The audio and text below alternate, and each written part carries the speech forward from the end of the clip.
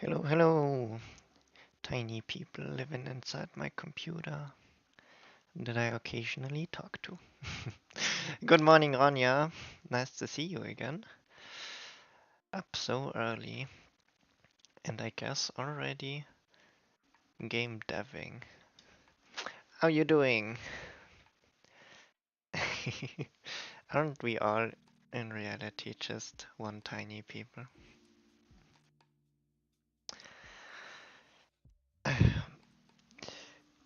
But yes, it's good to be back. I don't know, it's been a week. I did a stream last week, I think. It kind of feels like a long time. I'm not sure why.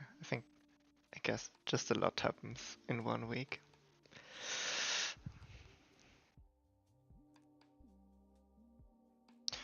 And that's also great. Focusing on stuff that actually gets you paid. I hope it's a paid internship.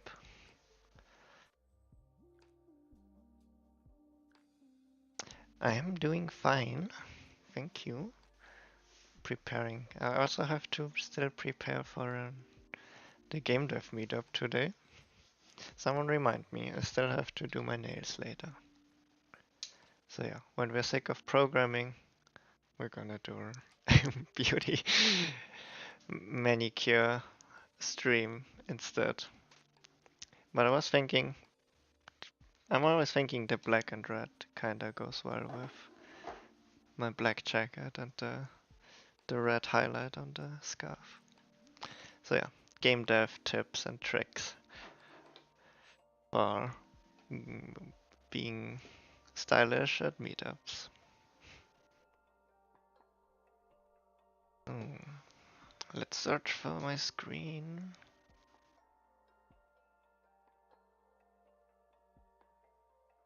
Right, black and red, especially like dark red, I think it's a good combination. Always works well.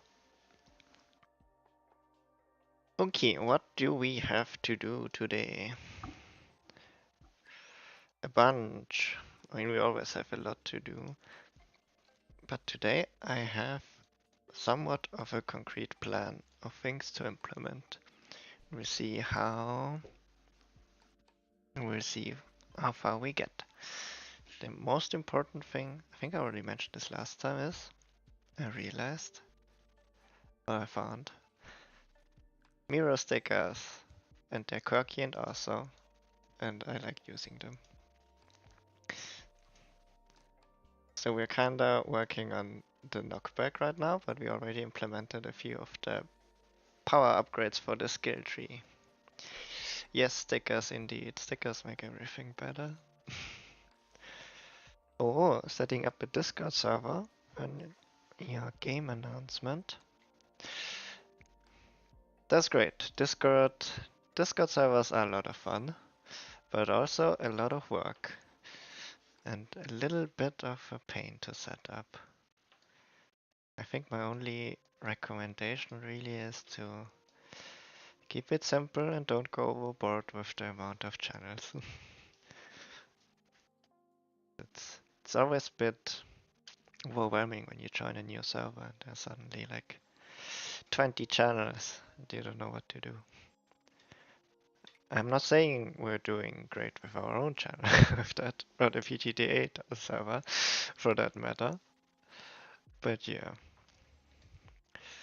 Oh yeah, already having moderators in place is also great. Especially for when it blows up and you suddenly have a lot of people on the server. And then better be, how you say, safe than sorry.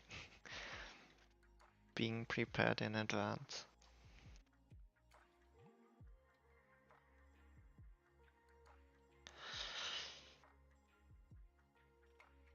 But yes. But yeah, make sure to share it. Or like when you're ready for it, share the server with us. Or like, you know, on the PGJ. So somewhere where I can find it. Because I really wanna follow that. Your progress.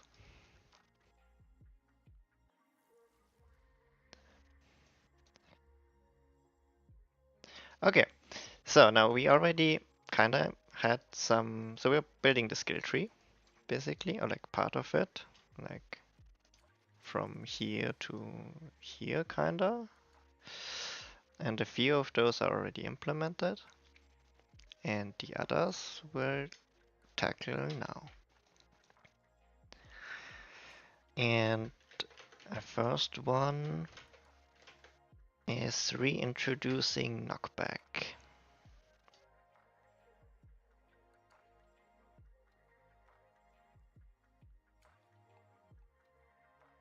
End of the week.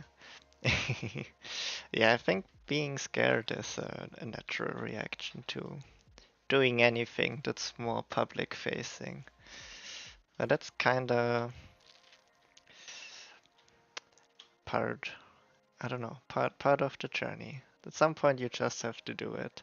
And you'll see that it won't be as scary in the end. Because people generally are nice, especially to new games or like indie developers. And you'll find mutuals and people to talk to and people who can give feedback and input to your game. So it's gonna be worth it in the end. But yeah, I totally understand. I was really terrified when I started streaming here. Like, very was a tough times the first few streams. I like the first few times going to the Gamedev meetup for that matter, like not knowing anyone, and doing something new really. But the game dev scene, it's just such a friendly place. Or like in my experience, especially in Austria, very welcoming. So yeah, don't. It's okay to be scared, but don't let that hold you back. Guess that's the takeaway.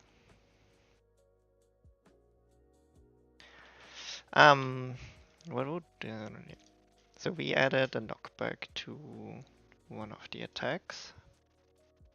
To this one. We have a modifier and we can try it out, but we're gonna need some kind of enemy.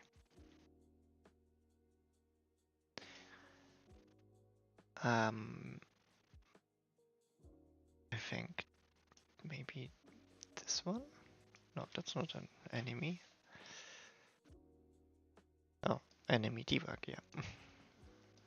Is this? Oh, that's just a module.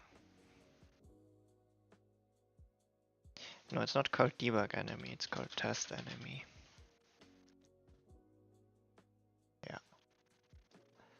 Okay, and for testing purposes, we're gonna disable its AI. I think I can just disable the whole component now. We're gonna disable the state machine. So if I'm correct, it just won't move, hopefully.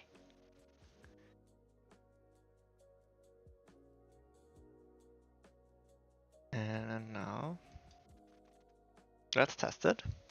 Expected behavior. We have a little bit of knockback on the uppercut heavy attack.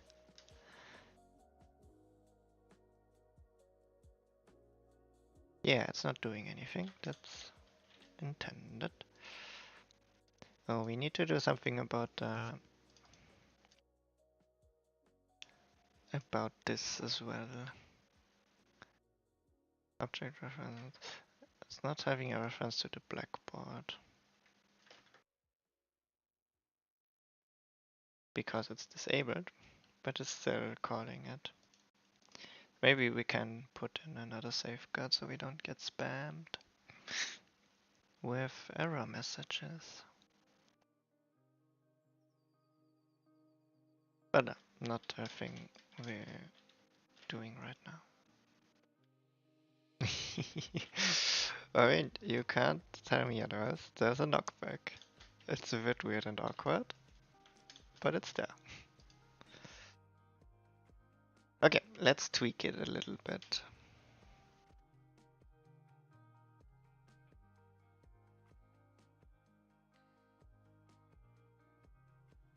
Let's tweak it directly on the base without creating an override.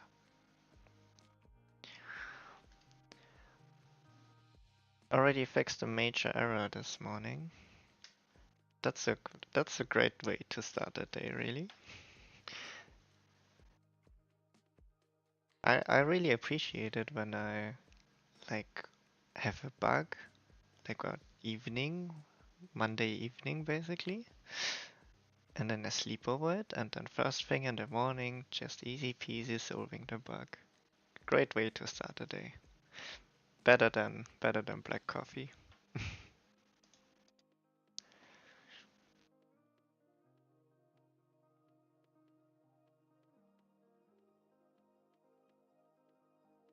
Actually, do you mind sharing a bit more what your game is about? Or should I wait for the official announcement? I guess I'll see it then as well. But I'm kinda intrigued now. Or maybe, like once it's done and out, we could, like me and my game designer, because we're doing these weekly streams on Thursday where we're playing and analyzing games. Maybe we'll take a look at your game at one point. I think that would be fun.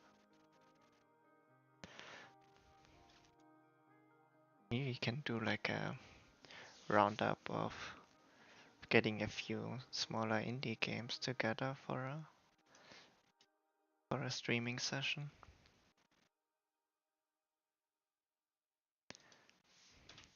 Okay, let's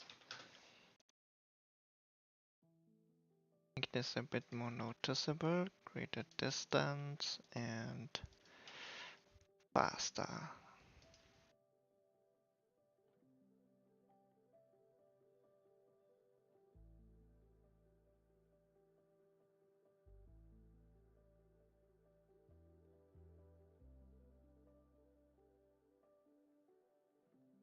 A visual narrative novel with point and click and puzzle elements. Oh, that sounds intriguing. Especially with the reference to Deponia. I've played Deponia. I basically binged Deponia like 3 years ago, I think when I started university. I love that kind of game. So yeah, now I'm even more intrigued.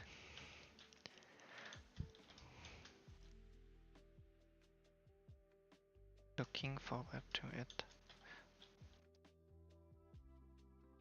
I'm not sure if the duration actually does anything.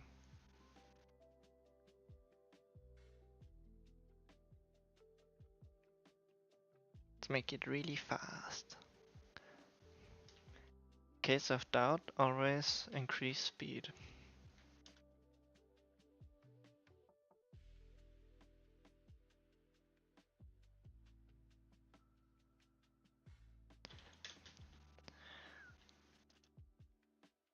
Oh, okay, speed does something.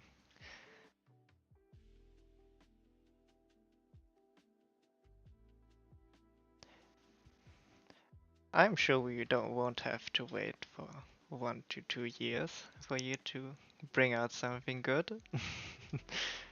It's always just a matter of managing like expectations, especially your own expectations. Because I'm, you already have a great skill set and things you can do. Just have to choose your fights smart, I think.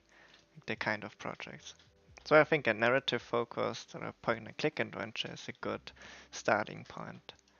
And I'm really confident that it's also a good experience. Especially if you learn a bunch of it. But like, yeah, don't undermine your own skills.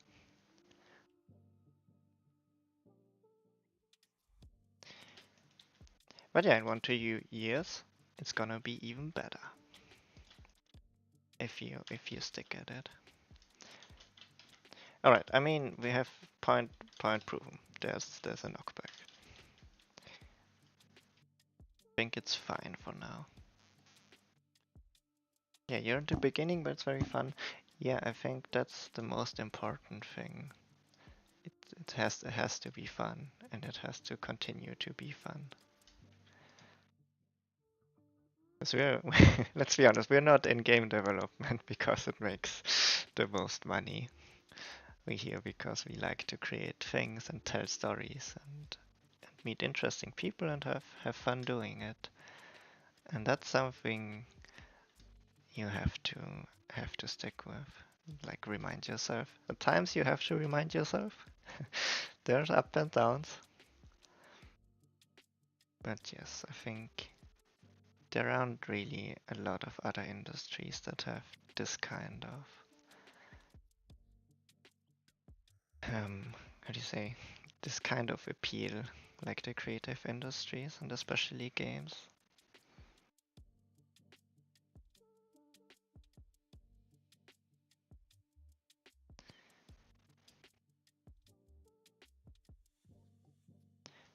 Yeah, I also learned a lot about programming in the last month. That's a thing. That's also one thing I really appreciate about games is you kinda never stop learning. Like every project, every new feature is a new problem to solve and has to you have to think of new solutions and kinda keep at your toes. Hmm. So yeah, it's always interesting, never gets boring. I mean, especially in the indie developer scene. And yeah, I don't think, especially as a programmer, I don't think I can get that kind of interactions from a lot of other places.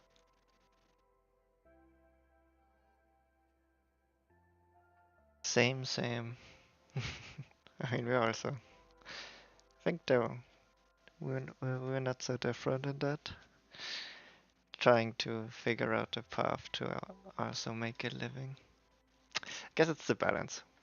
We There's no get rich quick scheme in game development unless you're going into gambling, I guess.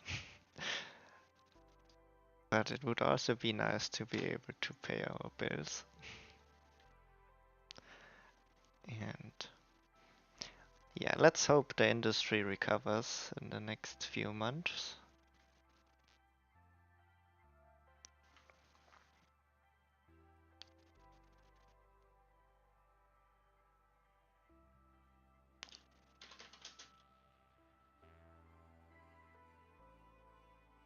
I'm I'm carefully optimistic.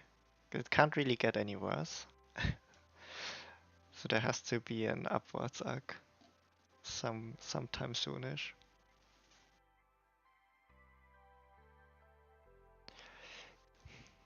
Yes, hoping to get some funding. I mean, me too, me too. We've applied to a few places. We're trying the crowdfunding route and probably in summer.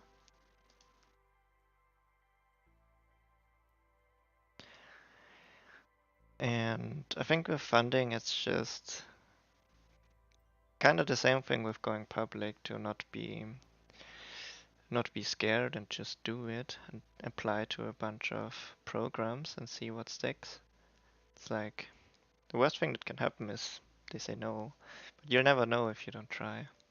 And also, there's a lot of learnings to take away from funding applications. Suddenly, you have to deal with budget planning and roadmaps and legal stuff and pitch decks, things you or like a lot of game devs that I know don't really want to bother with. They just want to make games. It's also important to think about the money side. Yeah, the more often you do it, the easier it gets, like the more knowledge you have about what a project costs and what you need for it and what investors or publisher want to see. Then you can, and you already have, like you do a pitch deck once and then you have it, and you have to adapt it with new things and can iterate on it, but it's good to just have it in your backlog. Uh, you can whip it out when you need it.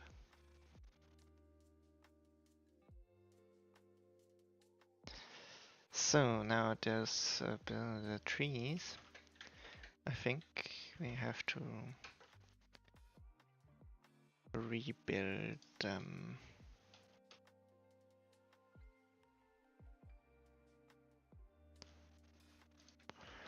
So we're building the first 5. I guess let's put everything in there that we already know is going to be in there. Trap damage, acceleration, and time. So move speed, okay.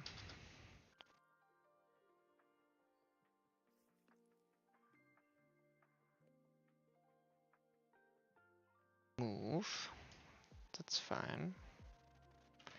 Oh, the costs. Didn't really think about the costs yet. Guess which is gonna improvise them.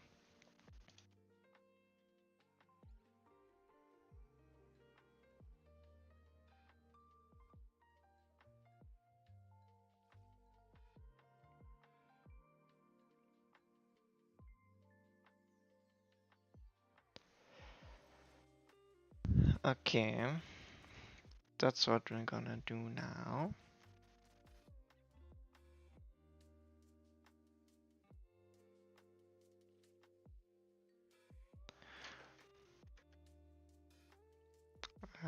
How do I get back to Unity? Getting the Gründungsstipendium. Yeah, I think that would be a great first step. I think that gives a lot of security to, if it's the one that I think you're talking about. Because there's one that like gives you a little bit of funding for self-sustenance. So you can focus on your project for like at least a few months. I think that's what Christian from Hurdles became. I got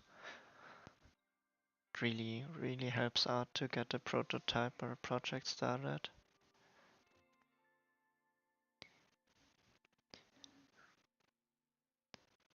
But yeah, the Gamescom funding connecting. What's it called? Connecting. Yeah, there's a bit more competition. You're right. There are a lot of lot of awesome teams in Vienna, in Austria, applying to that. But still, you gotta try. And if it doesn't work out this year, maybe next year. And if it works out, because we got it last year, and it was a great opportunity to go to Gamescom for the first time, get the networking capabilities from Yogi, Supertron Yogi.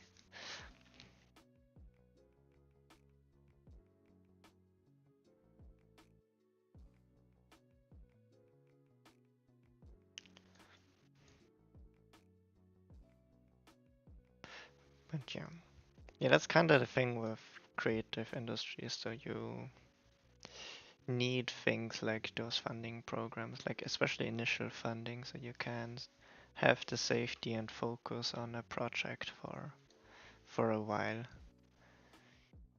'Cause it's really hard being creative with you are running 2 other jobs as well, or like have to fight for paying your bills.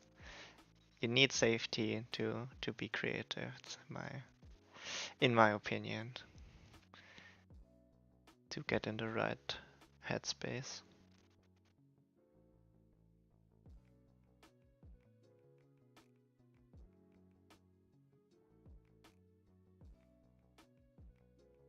Absolutely, you have you absolutely have a chance.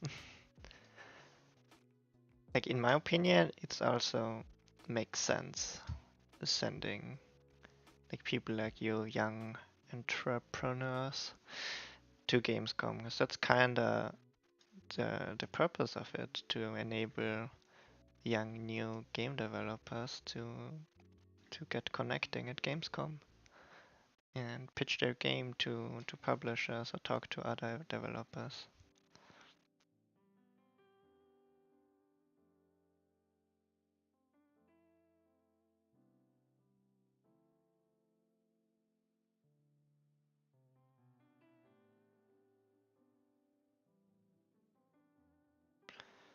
Mhm.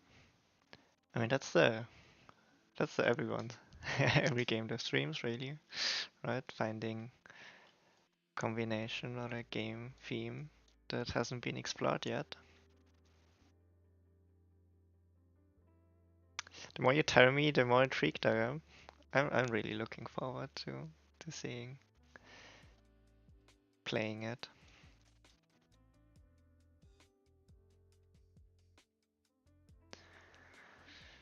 Good morning, Rose. How are you doing?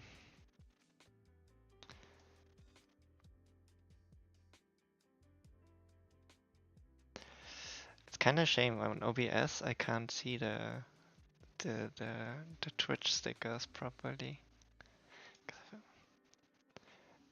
I kinda have to go on Twitch, I think, to see them properly animated. Ah, dancing dinosaurs are like, what else do you need really?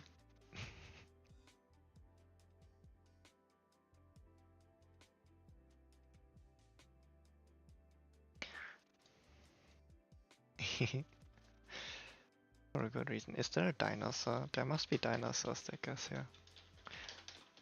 And oh, okay. That's. I mean, there's still dinosaurs, but they're not really as funky as I had hoped. But I guess let's put them somewhere. Emotional support. Oh, I can't flip them. Well, emotional support dinosaurs. Let's do the carnivore like really small.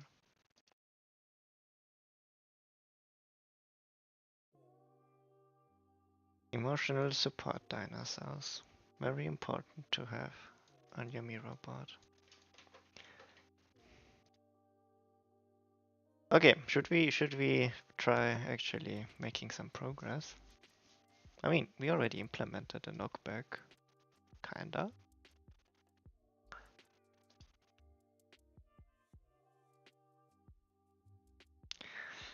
Oh, friendship bracelets for Gamescom is a great idea. Like basically instead of giving a business card, or you're giving friendship bracelets. I think that would be a great idea. Everything that makes you stand out, especially in this kind of interaction, helping. Like that's a genius idea. Friendship bracelet. They are you're not you're not meeting a business partner or like a fellow game developer. You're immediately making a friend. I think that's great.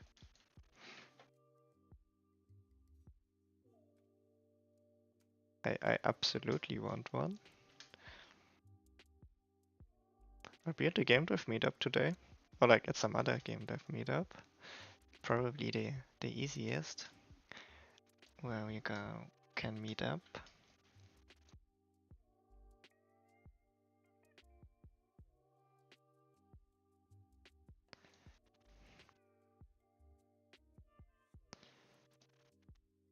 Alright. Now let's try the knockback things. And I guess let's put everything at cost 1 for now.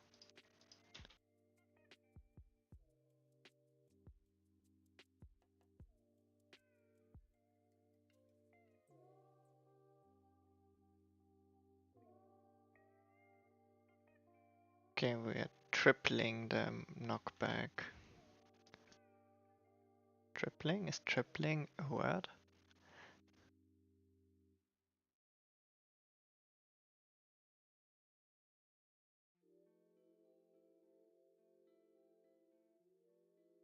Hello, good morning, Allegra.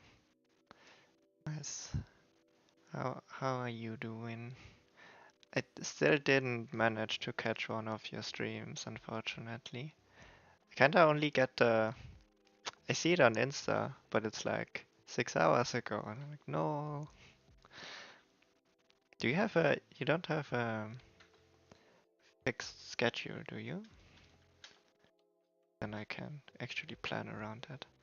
But yes, I will be at the Game Dev meetup today. Actually, we will be, like Cleo and I, we will be having a little presentation for the mentoring program, the digital mentoring program we did over the last few months that Ronja also was a part of. Actually, I'm still interested to see where your game mentor mentee game dev game project is going. That's still a thing, right? I didn't get a lot of pings and moderation channel for it anymore, but from the little bits I saw, seems like a seems like a well an interesting experience to have.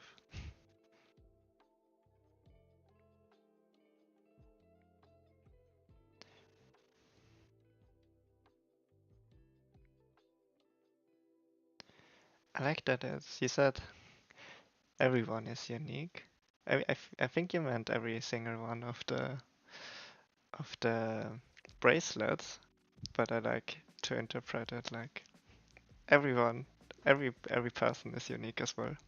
I think that's a great metaphor there.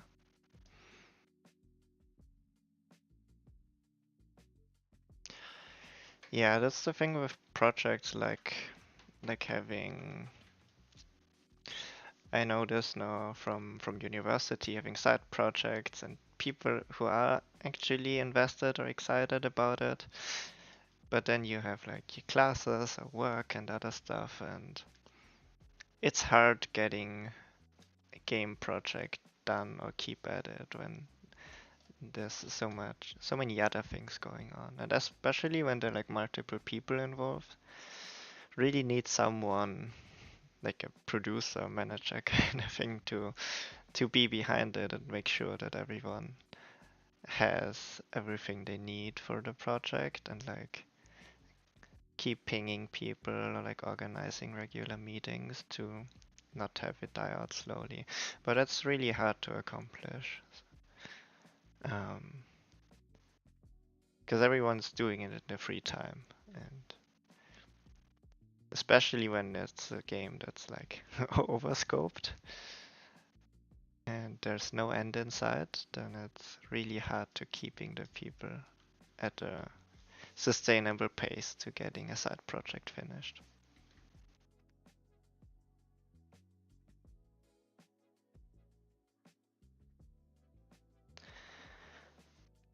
Yes, I would love to see you again in the next iteration. But I feel like, I mean, you don't have to, and you can wait for when you feel ready for it. But as I personally think you could also bring a lot to the table as a mentor as well. Um, Maybe we can also think about a setup to have like some kind of peer mentoring. We do like um, I don't know, get a small group of mentees or like peers together to share insights. I firmly believe that everyone has experiences and skills that they can share with each other. It doesn't really matter how much like work experience you have in years, but you're working on your first project. You're planning to to announce a game, doing a Discord channel. You already did a lot of things that can help or like at least inspire other people. I think that's something worthwhile to share. But yeah, you still need to have the capacities and actual time to do that.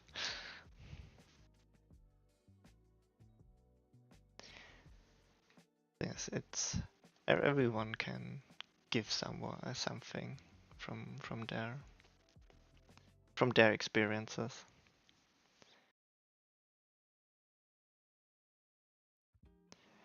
Okay, I understand not having a schedule because of school. That was also kind of our issue when we started last year, because I still had university classes, and then as always, do I stream or do I go to class?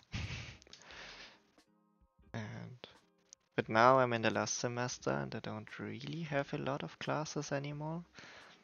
So I'm confident that we can keep the Tuesday, Thursday streams and then maybe expand later. But yeah, I promise I'll try catching one of your streams if I see them. I think I actually I enabled notifications on Twitch. I'm sure. I think my phone isn't good with notifications in general, but I figured I should get like a pop-up or something when people go live.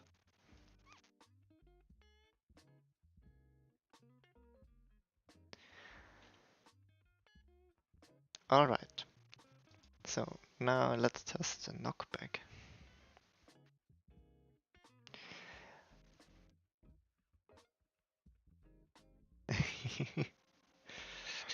Oh yes, I'm glad I don't have homework anymore. Or exams. I can't really remember the last time I had to write an exam. It's a great thing of studying multimedia art and a master's degree. They don't really do exams.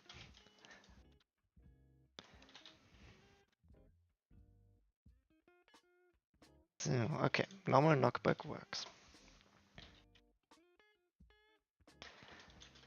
And then,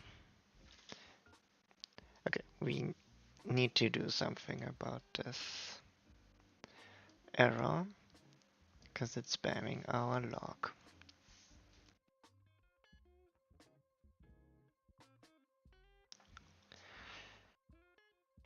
You have an exam in tax rights? That sounds terrifying.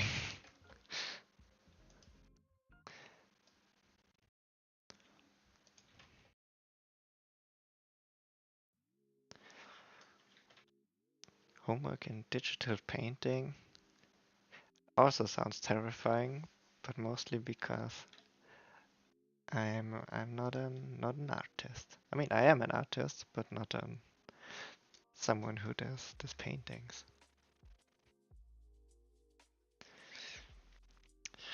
Oof, that's harsh. Missing it by just a few points is that's evil.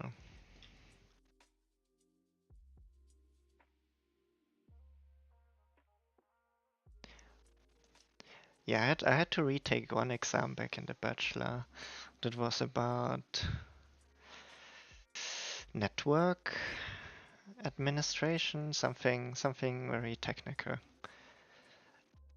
And it was kind of a bummer because we had the exam before semester break, and then I went to Thailand with my mother to meet family, and I had to spend the whole Thailand journey vacation learning for that exam. And then I almost missed the second date because of our flight. I think there was some scheduling issue with when our flight back was going.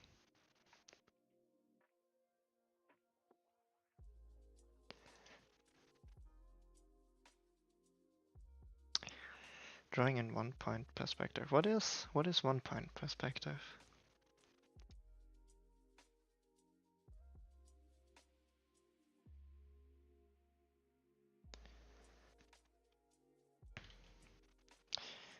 But that's actually a good point. Bachelor thesis. I should also slowly start thinking about my master's thesis. The only thing I managed to do so far was investigate the deadlines. Now I'm not really that stressed, but I should be more stressed. Like I think the last possible deadline for my master thesis is May 2025. So technically I still have a year time.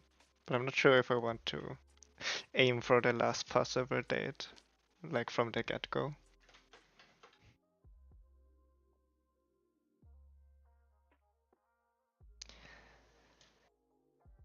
Okay, you have 1 point and everything focuses on this point.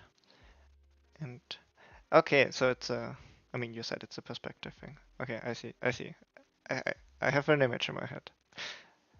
And I know what you're talking about, but I wouldn't be able to describe it. I see, but perspective is always, right? The perspective is always kind of evil.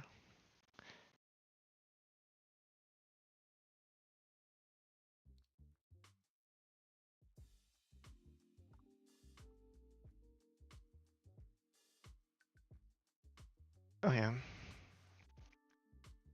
I mean, I think that's fair, skipping an exam when you have headache, or like if you're sick. That's a valid reason to skip an exam. Especially once university, it's like choose your fights and get through it with the. I mean, you still should take away the learnings, but especially with exam, like my opinion is to get through it with the least effort possible, because it's you just get a number on a piece of paper out of it. Can't really explain or describe your actual learnings that were. And especially in game devs, I think the things that count are the projects and everything you have on your portfolio. That's like what people are interested in, and not if you did well in an exam.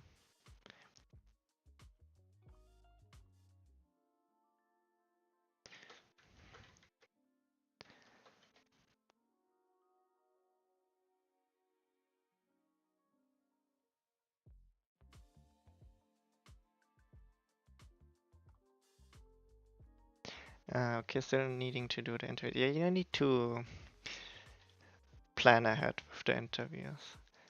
Because I mean, I think you know you're doing interviews regularly, so you know. I feel like it always takes more time, especially in a scientific context, than you initially estimate. 'Cause it's not only doing the interviews, right? You need to transcribe it, you need to analyze it, you need to work through the findings. So I think we kinda estimated with like 1 hour of interview, it takes like double or 3 times the time at least to have it ready. Yeah. Well, what kind of expert are you searching for? Oh, what is the topic of your thesis, anyways? If you want to share it.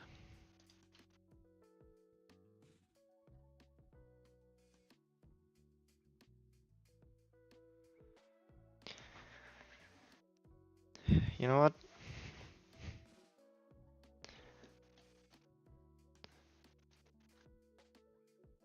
I'll be fixing this, and then I do my nails before I forget it and get stressed. Because I feel like it shouldn't be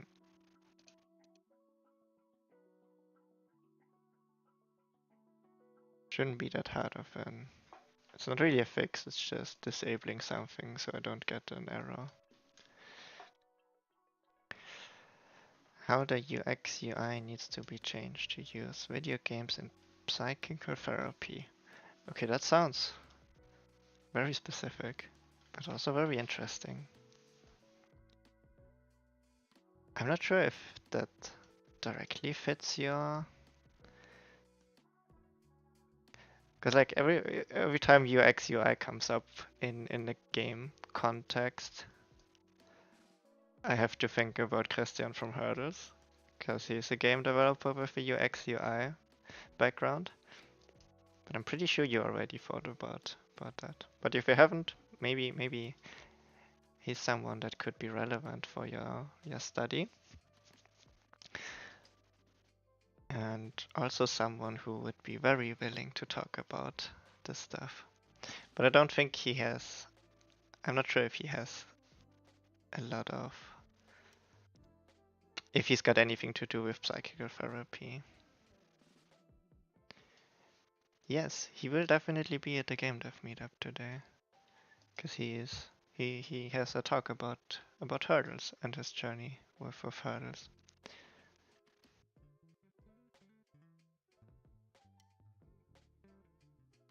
Okay, let's track this error down.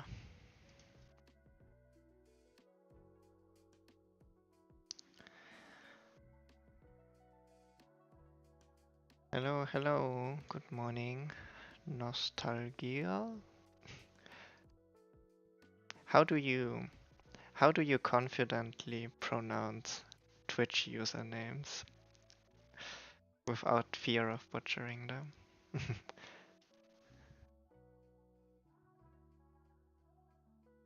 Just doing it with no remorse. So yeah, hello Nostalgia. And we've got it approved. Christian is talking today at the Gamedev meetup. We have a hurdles presentation and PGDA digital mentoring presentation. So good time to come to the meetup. But I kind of fear that it's gonna be very crowded again.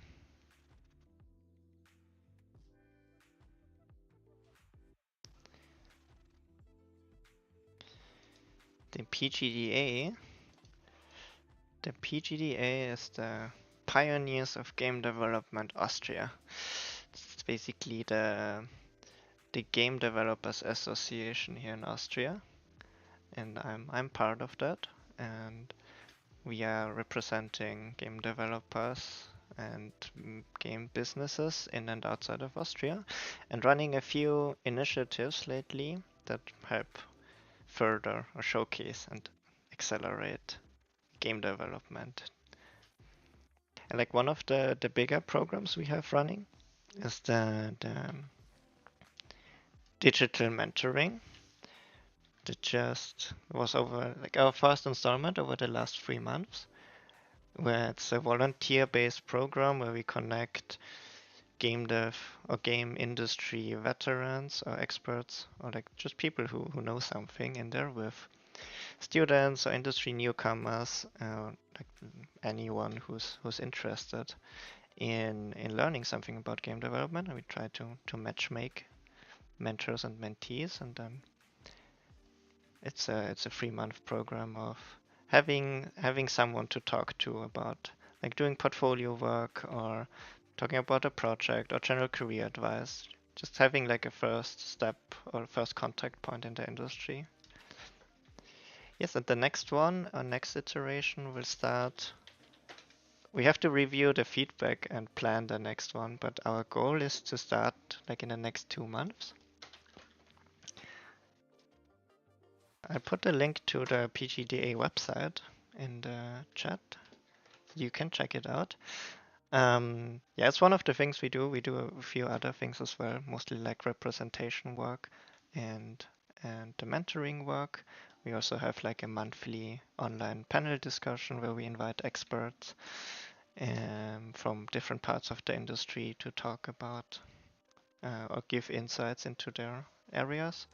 Like we had last month was the Wirtschaftsagentur, the business agency Vienna, there to talk about their funding programs.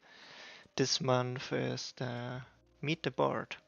So our board members will be answering questions about like the industry or the PGD in general. And we have a really active Discord community as well. So that would be my advice to, if you haven't already, to join the Discord server of the PGDA.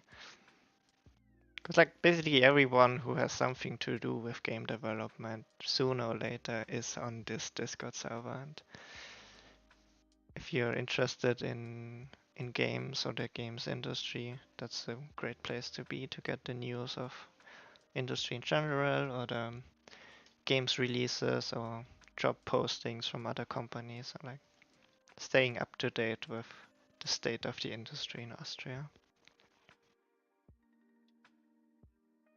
Yes, I mean, there are no stupid questions, only stupid answers, what I like to say. But yeah, it's really, really welcoming and place for any kind of question from legal advice, or like legal advice, legal stuff of pushing publishing your game on Steam, to like general philosophical questions about what it means being a game developer. We've, all of that has a place there. So yeah, go check it out. PGDA.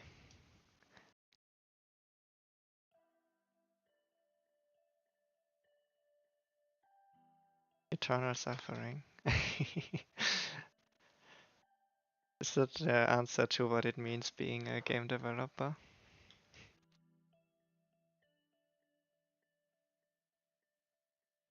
It's kind of in line with the saying I like a lot with we didn't we don't do it because it's easy, but because we thought it's easy.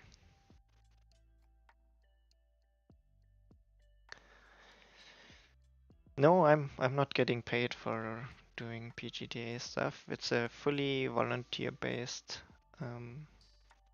organization right now. So we have like a few members who are more active in the community and are pushing certain initiatives.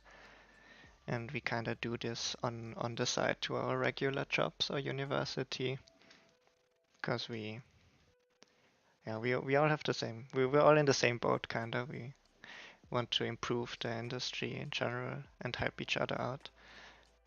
And if you're in a position to give back to the industry, I think that's a valuable thing to do.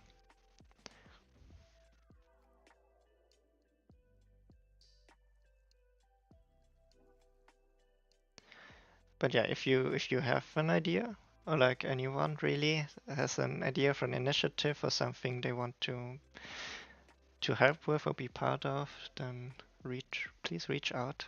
We always we always appreciate more helping hands. And that's also, I think, a great thing about the Austrian industry. Curse and blessing at the same time. It's really small still in Austria. Like we have like 5 maybe big companies and then a handful of indie studios. And if you've been at a few game dev meetups or on the Discord servers, then after like a few months you kinda got to know everyone who's there. And but that's also like the kind of the nice thing is that we're so small and familiar and everyone's really welcoming to each other. So we can directly work with each other and help each other out with everything really.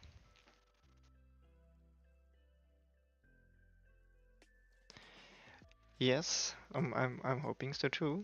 It's always nice seeing the logo of our of our studio on the PGDA website and the slides. And like always, that's me. I'm there.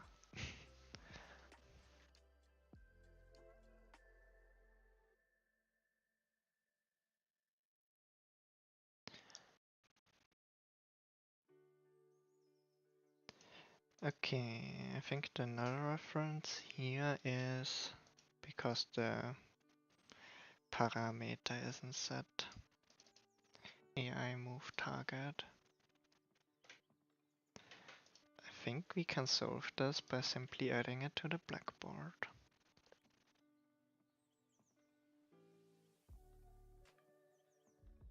Yeah, I feel like generally the state machine is throwing a lot of errors, where I think warnings would be more fitting.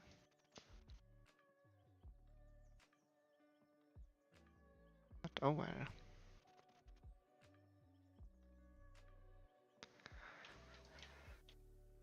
Let's add a vector free, call it AI move target.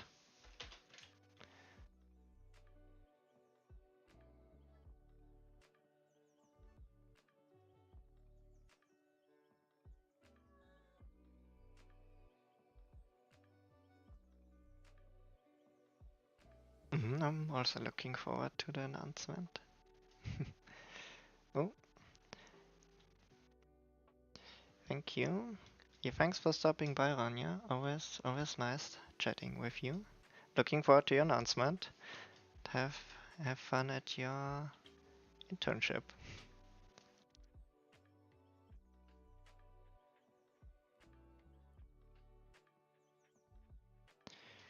Okay, no, that didn't help us.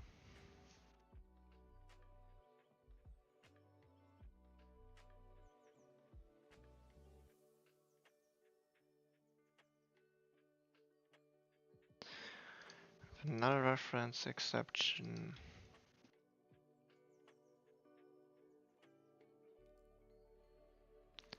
Here. Because the movement component requests that from the wants to get the look position. Oh, because we're at a different. Yeah, okay.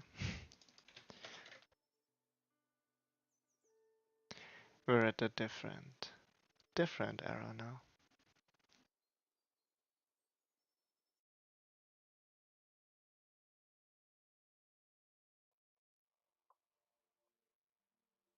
So now with the enemy AI, let's add another vector.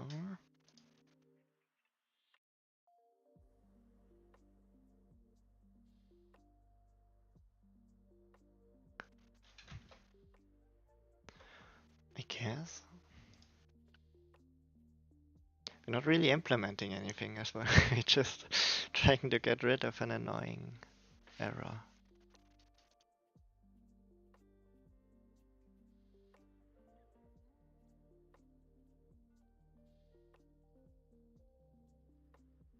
Oh, okay, it's doing something. Oh yeah, true. It's moving to the position. But we're not getting the error anymore. Okay, we have a little bit of knockback. Then I have to look up the cheat code for called add fragments. Okay.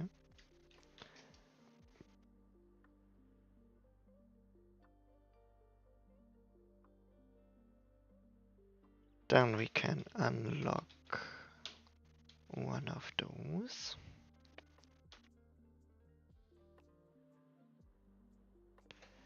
Then we need to apply the fragment upgrades and hope this worked. I don't think it did. I think it's still the same knockback.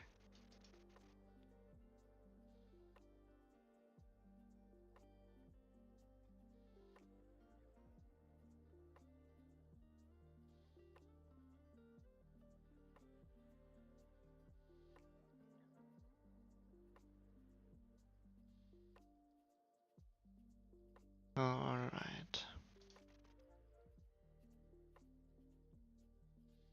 We have a bruiser, we have the power, and we have the power with the value modifier.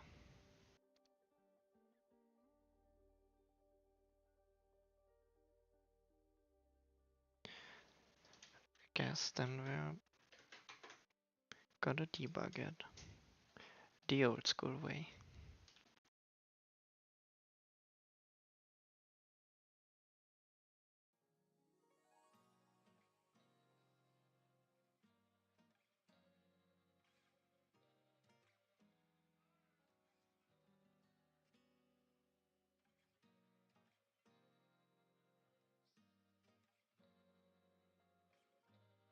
Just think, fragment of it's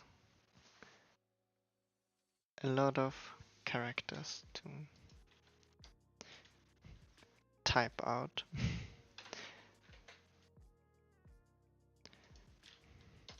Yeah, we don't need this breakpoint anymore.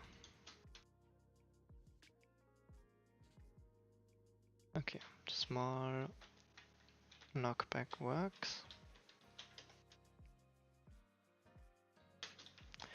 Adding a bunch of fragments.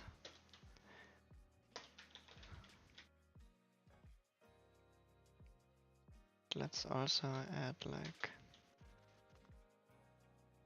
some speed upgrades.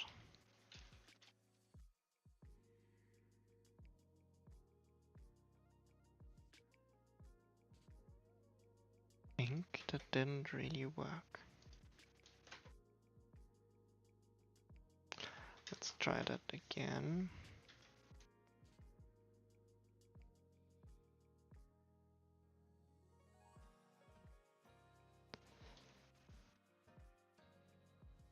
So we have the 2 speed upgrades.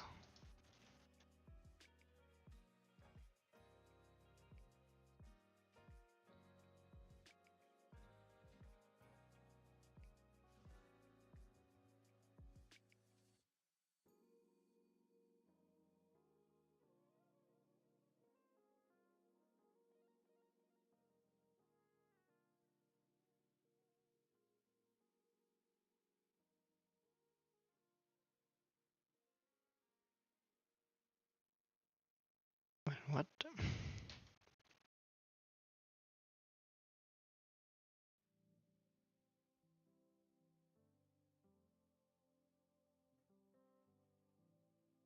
Yeah, okay. Technically that should have worked.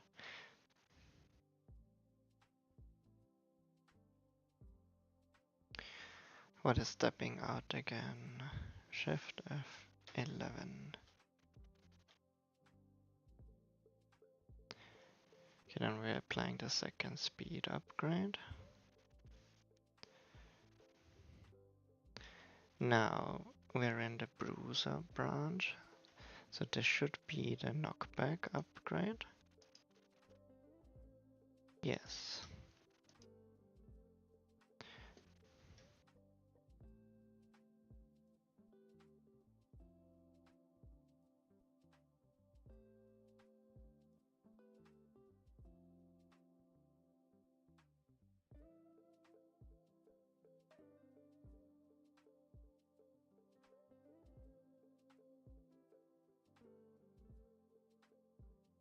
Okay, we're iterating the attacks.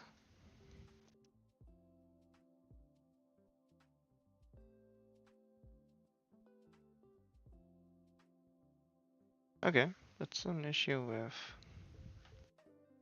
not finding the attack, I think.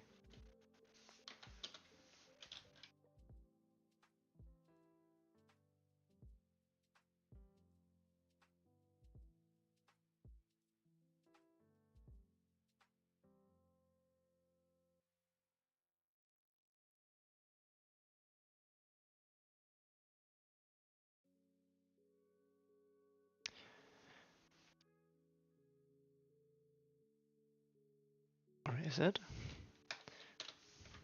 Wait, I'm confused now.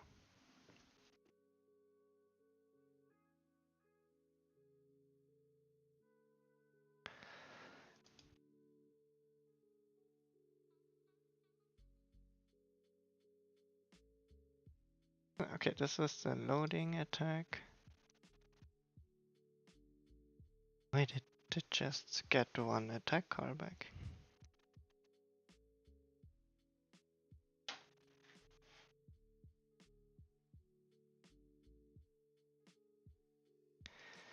So that is the problem.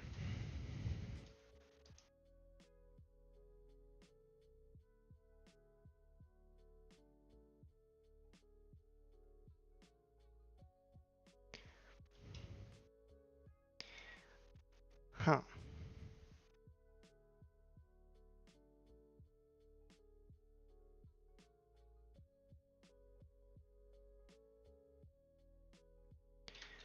But why? Are we using a different class now?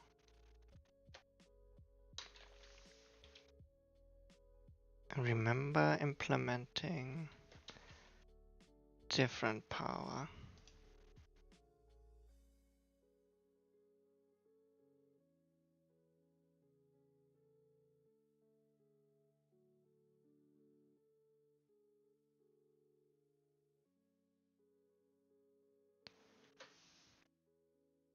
Um,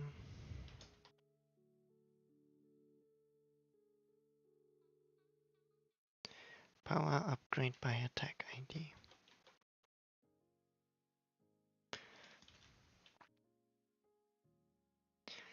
Ah, it's because it's getting an attack callback. We're not using those anymore per se.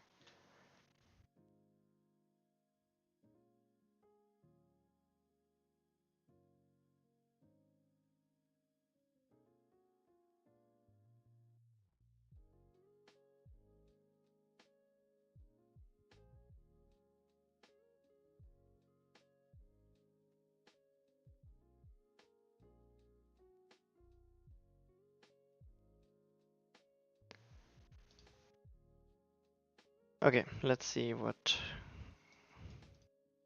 if we broke everything with that.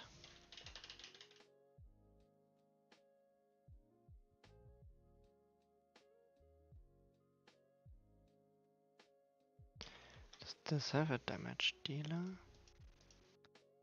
No.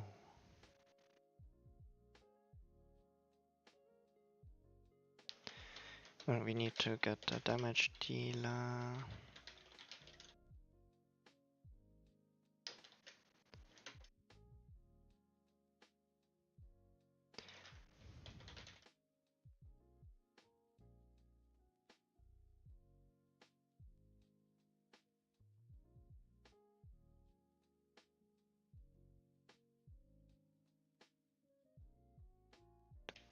Get the damage module.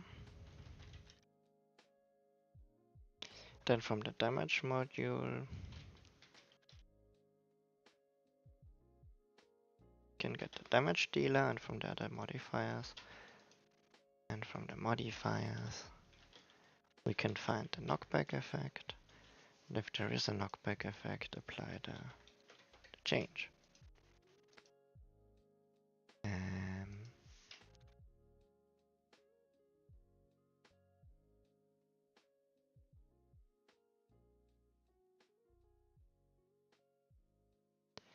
Yeah, this one needs to be fixed. Alright, hardbox cast. This one just changes the hitbox. So maybe we have to do that as well at some point. Let's just leave it. Let's just leave it as a stub.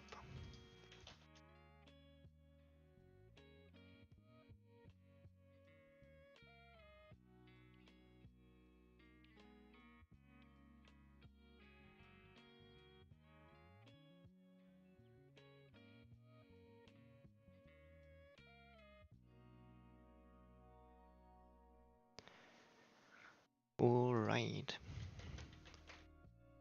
Oh no, we died.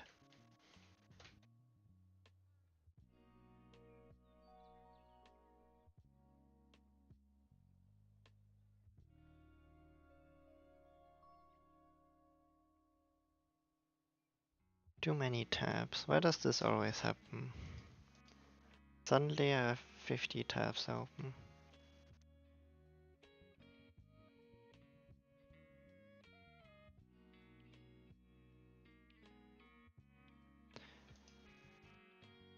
But the one thing I need isn't open anymore. We need the movement, we don't need the idle component. Movement utility, nope. Speed, also nope. Attack, movement. Unsure, but actually we were working on the knockback power.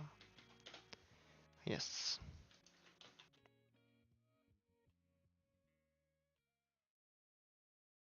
This one was part of the... It's a tempo modifier by attack ID.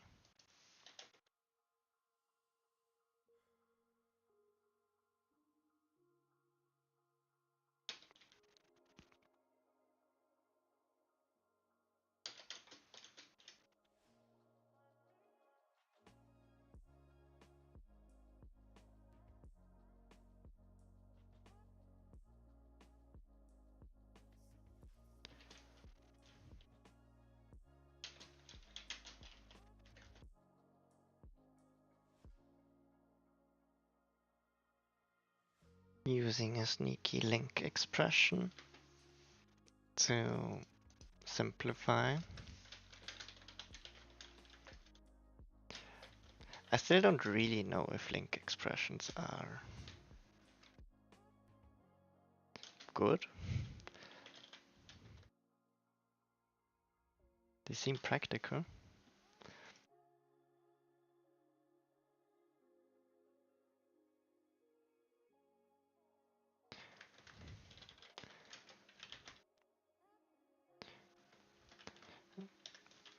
So yeah, we're getting our callbacks, we're getting the target which fits the attack ID.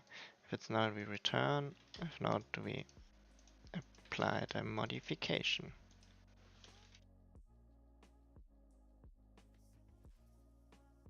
And the actual modification happens here.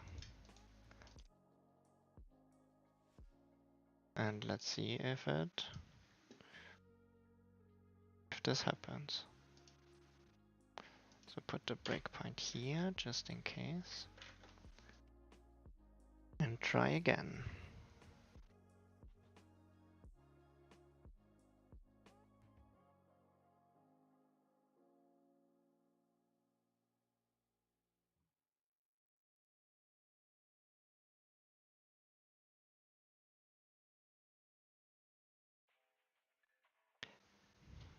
Where does this even get called?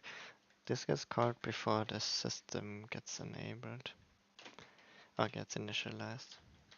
Shouldn't happen, but we're also in a testing setup, so who cares? Who cares?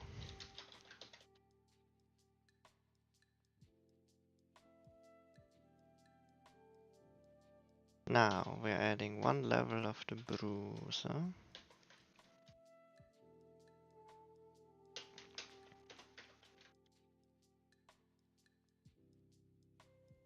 Oh, now we're getting the attack callbacks. It's getting the heavy attack. And we're applying the modification. Looking good so far. Well, looked good until now.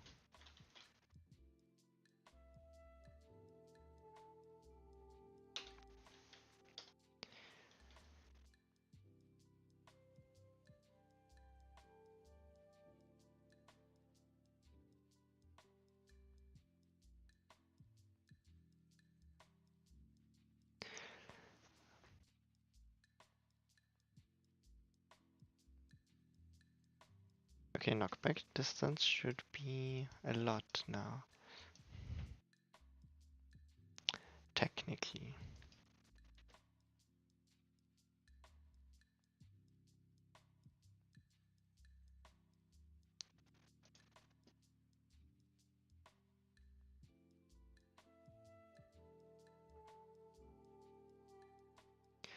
Let's see what the knockback component does.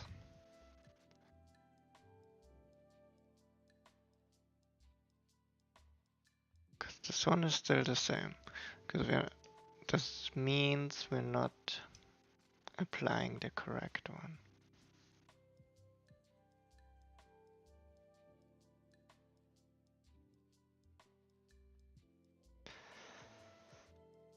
Okay, this might complicate things a bit. Now we have to start looking at the implementation of the whole damage modifier system.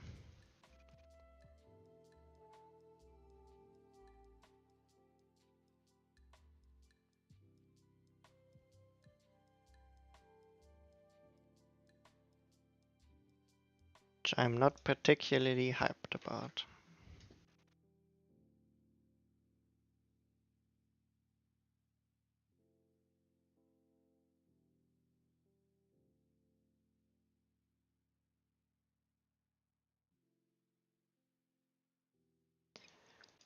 So now here we are getting the damage module,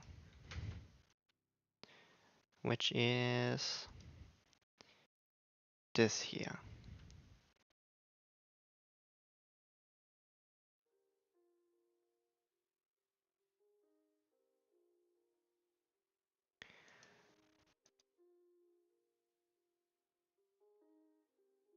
And we are getting the damage modifiers, which is the current collection.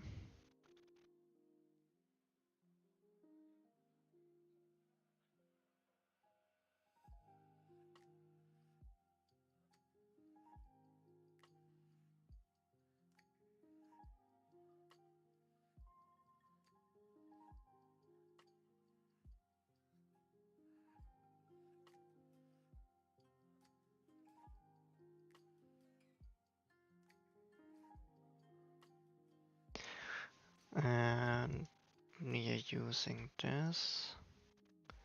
Okay, find modifier by type.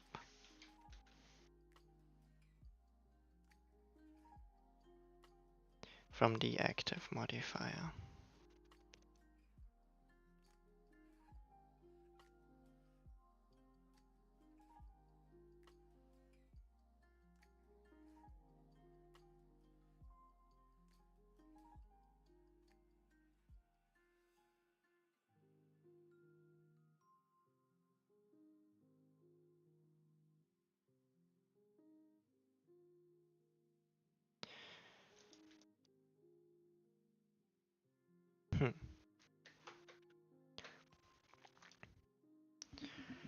I guess let's try this again and see what exactly happens there in the background.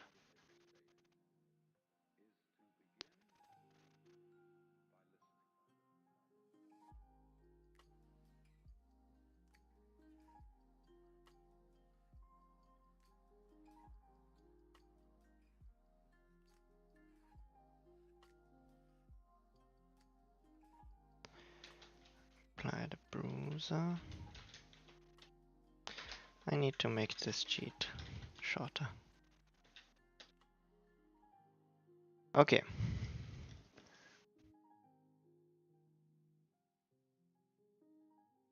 Okay, now this one is just the modify the power. This one is the modification. Now we get the damage module, we find a modifier by type. That's kind of what we looked at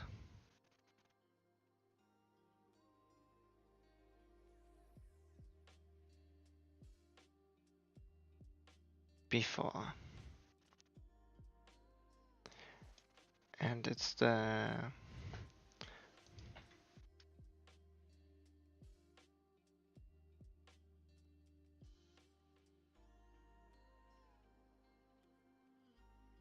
it's not a stacking modifier, so it must be in the active modifier. We can look at it. Yeah, it's part of the active modifiers.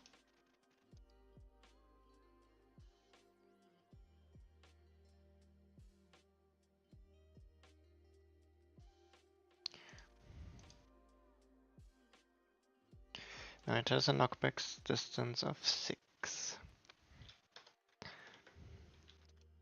Now let's see where the actual knockback effect gets its information from. Because this one is at 2.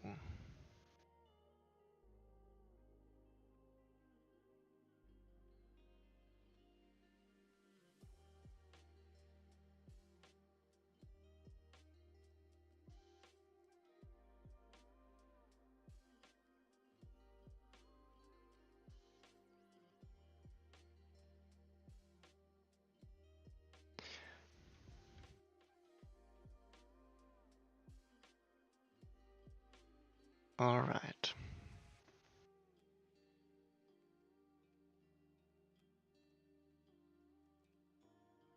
This already has the modifier on it, the damage context.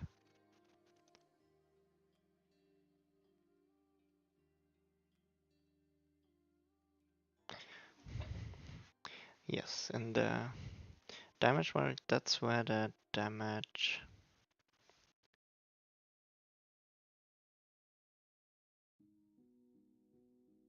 gets created.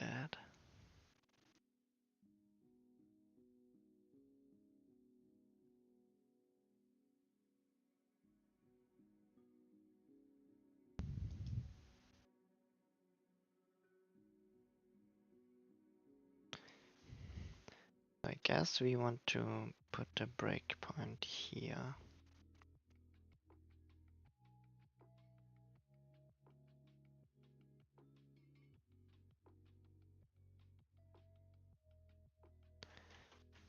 Then try that again.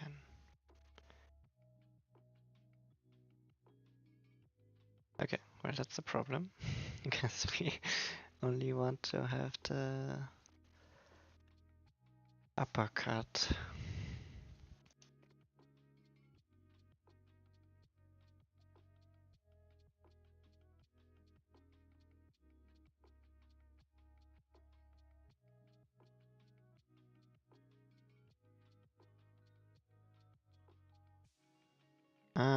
There was a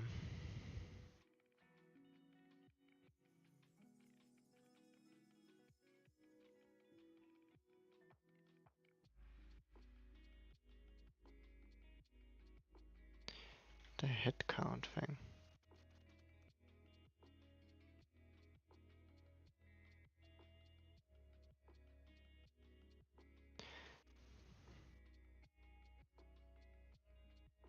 Okay, that actually worked. Now the damage context should be. Oh wait, that already has the knockback in there. So we are too late. Yeah, that's where the damage gets created. We move a breakpoint? Yes, we can. Let's add it again though. Add the hit count.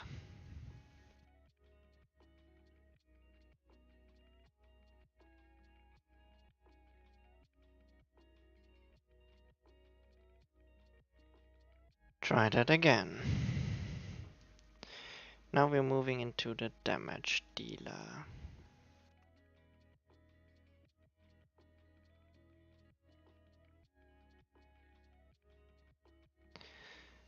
The damage dealer has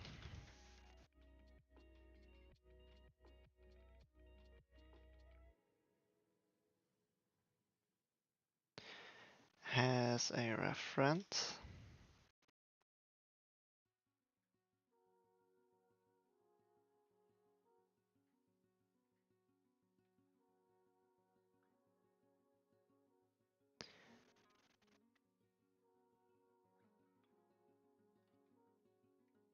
Reference to the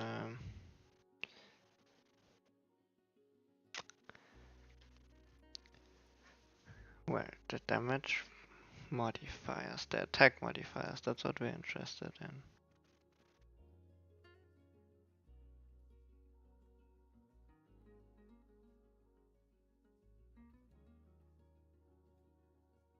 With the knockback effect.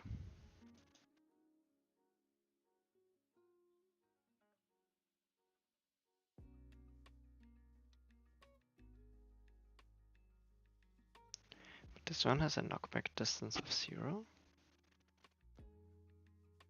That seems unlikely. This is getting more confusing. The status modifier should be 0.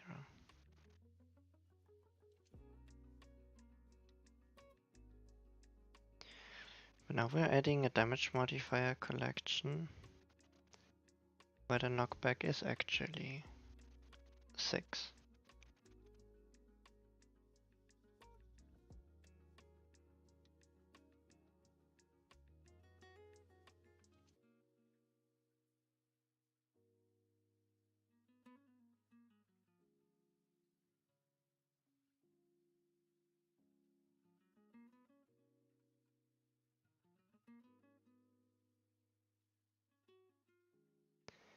Why are we doing this? Instantiating modifier without using a return? Oh wait, this is a method. Because it's added to the collection. That's weird. That's a weird implementation.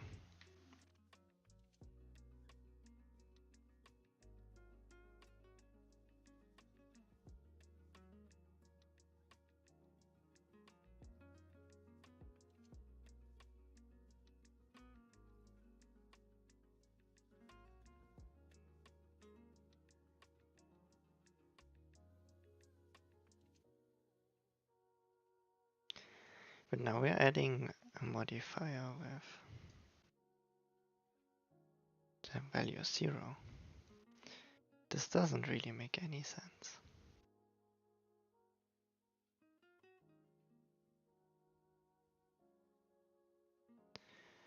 Yeah, we're copying it, we're applying the GUID. Is this taking the values? It's not really taking the values.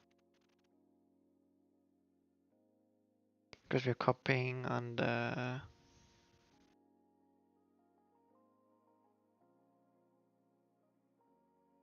I think the problem here is that we're copying on the lower class and it doesn't take over the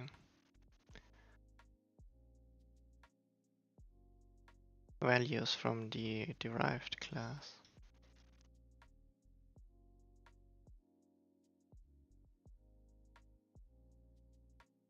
Which doesn't explain though why we have a value of 2 on the other side then.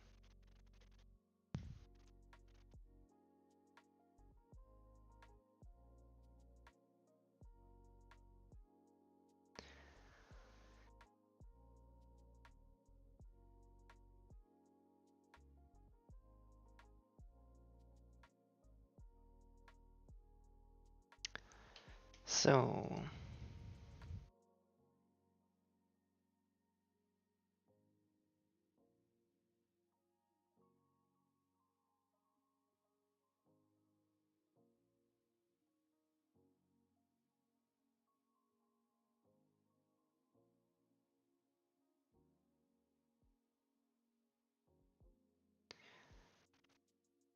okay, the usages we don't use.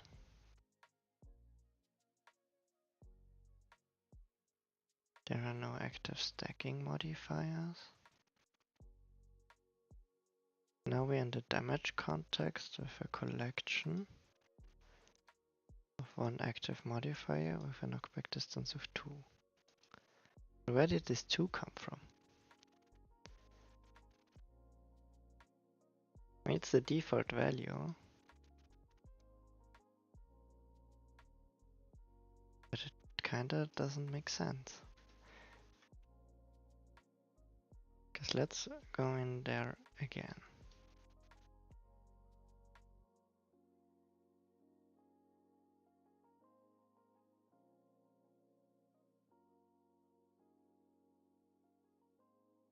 Or maybe it happens here. It happens here in the initialization.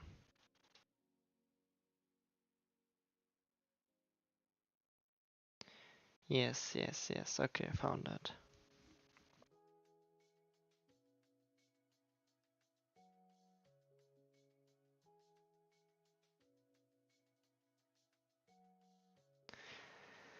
Okay, this makes things a little bit complicated.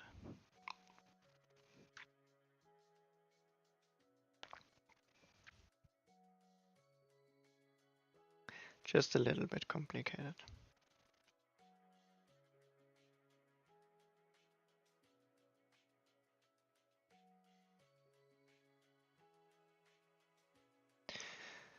So, to reiterate, our issue is in the copying of the modifier when creating the damage.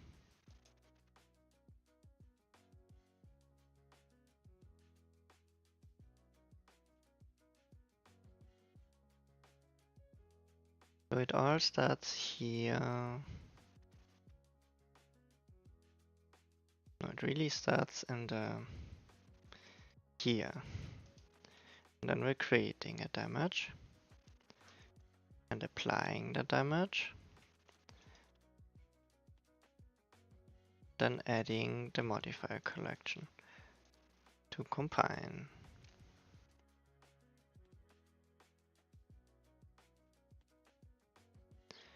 And when combining, we are instantiating a modifier and adding it. And here's the problem, initializing it. So the two problems are the copying.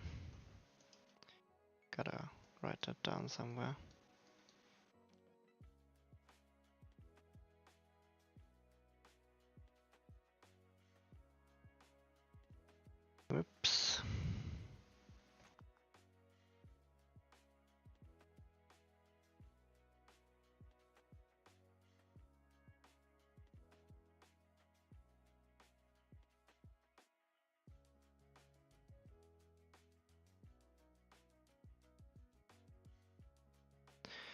So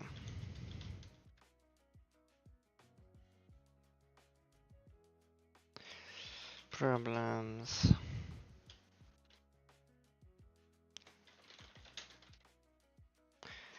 Damage modifier copy is only on base class. And when combining damage modifier collections,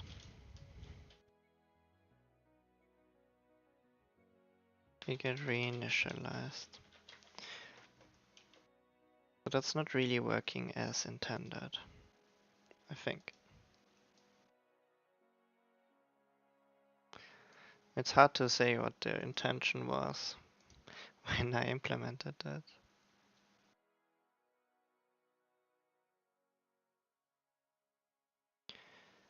So the first thing to do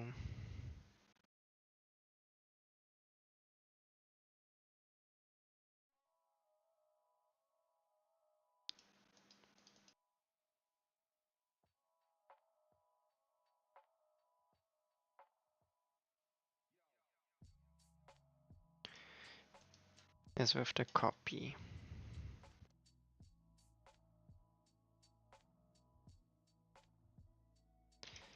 Because this one needs to be virtual.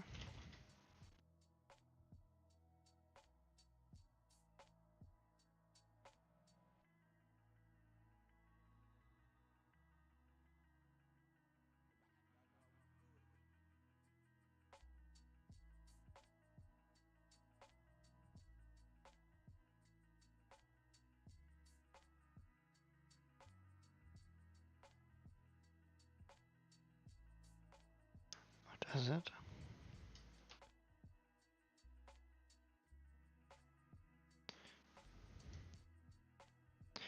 No, it actually doesn't have to. This one has to be virtual.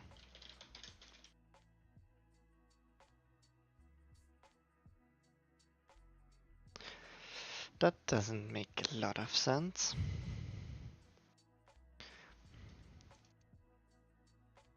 I think we just shouldn't be using this one and only make this one virtual.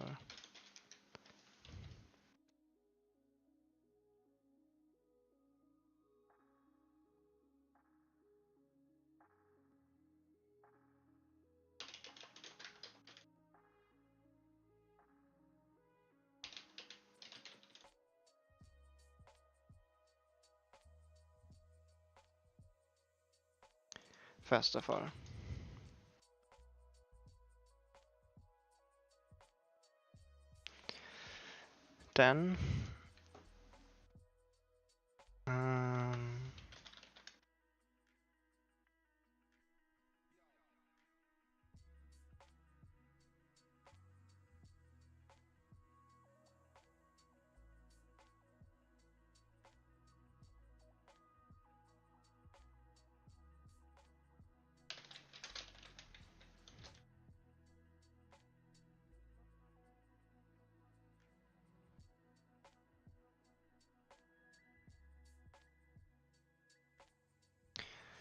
Then we override the copy to also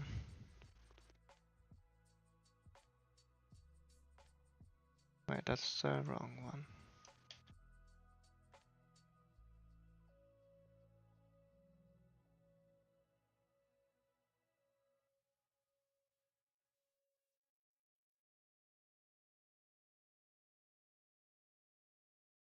Here we want to override.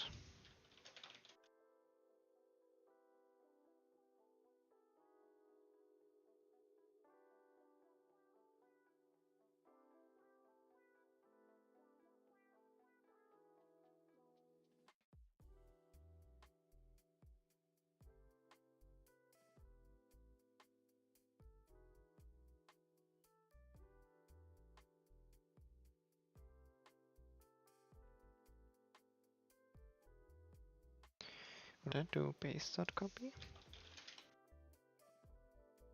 I can. Okay, makes it easier.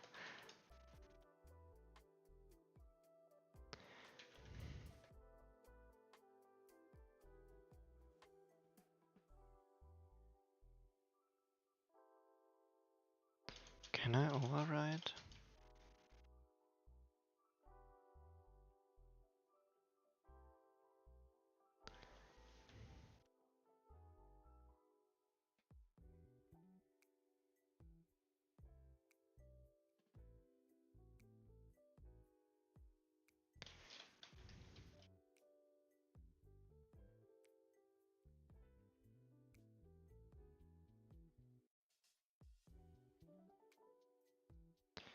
Okay, because what am I trying to do here?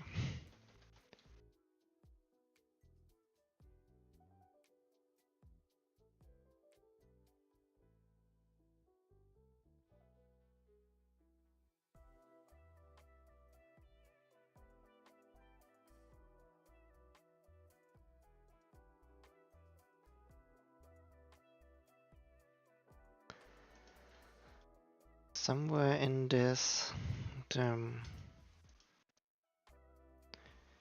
modifier gets copied and stored as a dash modifier.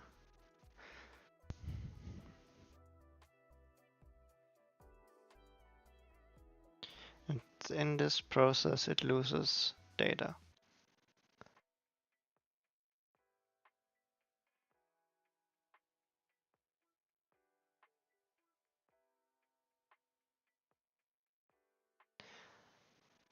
And what I really want to do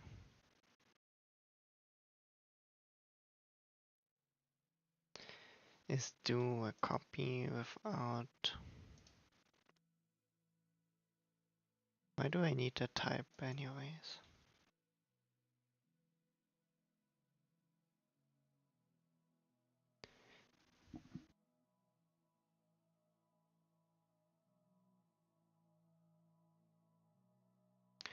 Because technically I can just return a reference marked scriptable object.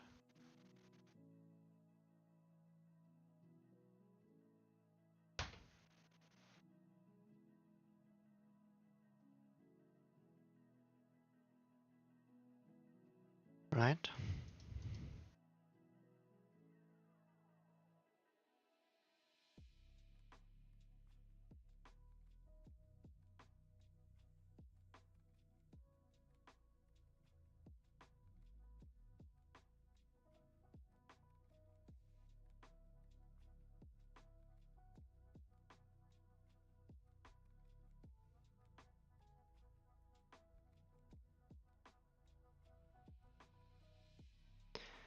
So yeah, basically what I did here.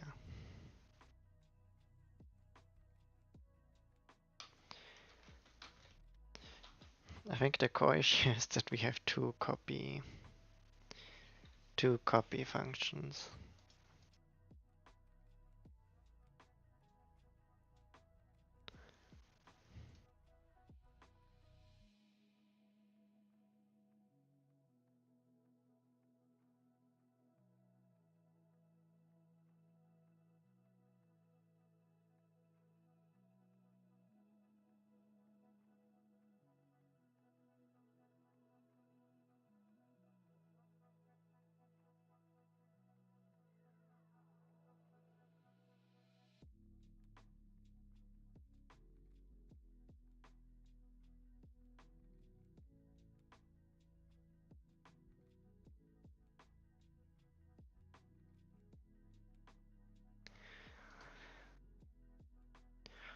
Ohio Salakia. I think you're missing a symbol though.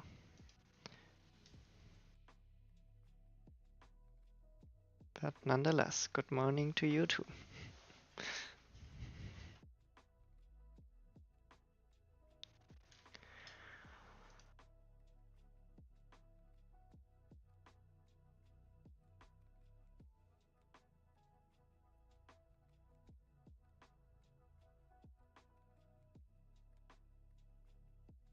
Alright, so this whole copy logic is a bit weird.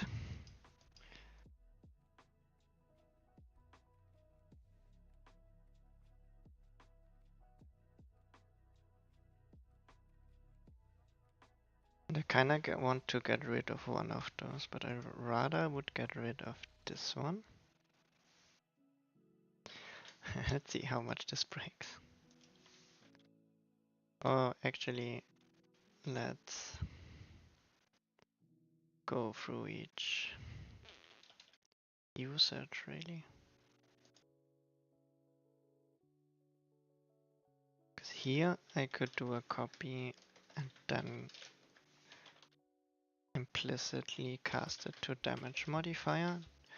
Should be no problem.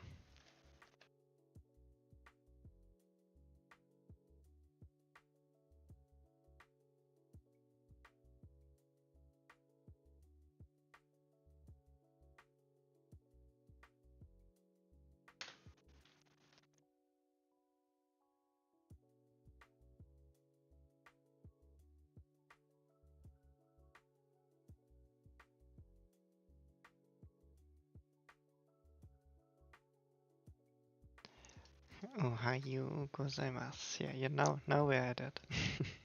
That's how I know it.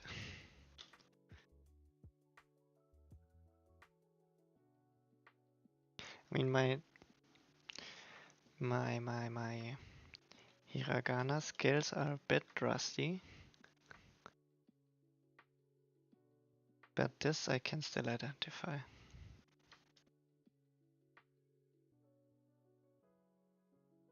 Alright, next one.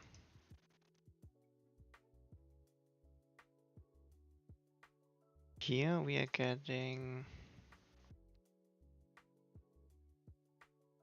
Yeah, but we can also just implicitly cast to the type. I feel like we are breaking a lot of stuff right now. And we could also do a cast like this. I'm not sure what the difference is between implicitly casting and using this.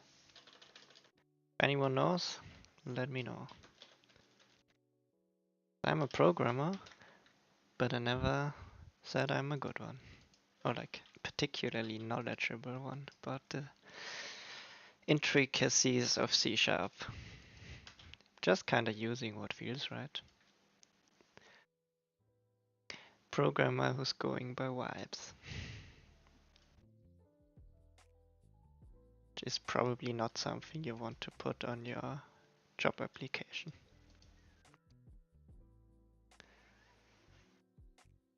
Ew.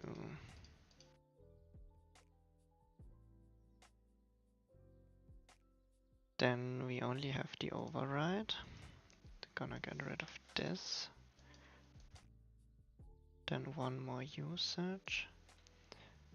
Here.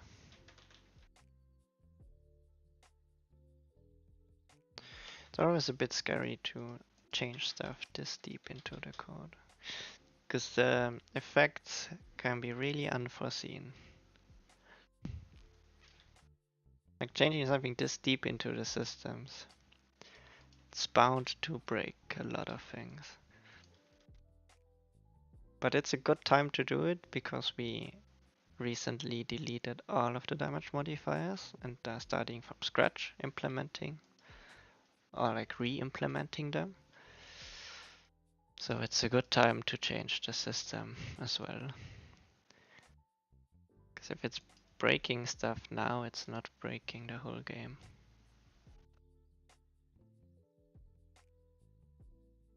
I hope. Famous last words. Now we can get rid of this. And now we can make this virtual. And now I can do an override here.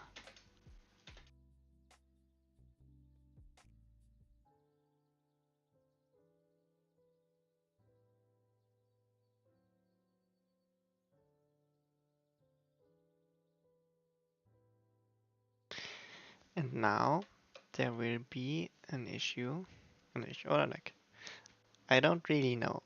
Casting is always a bit shady.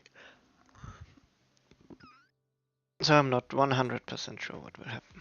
Maybe we're still losing data, but I'm hoping not. Because the thing is, now we have to cast this to the knockback effect type. So we can overwrite the data.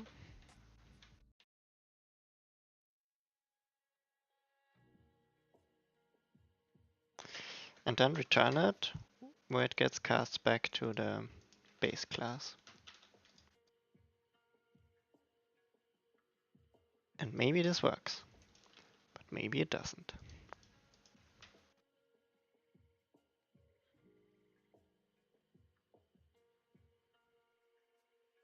I'm not even sure why we need to initialize this with and I think the reason was, oh yeah, the reason is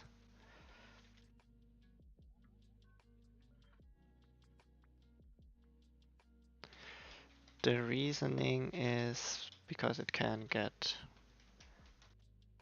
overridden during runtime.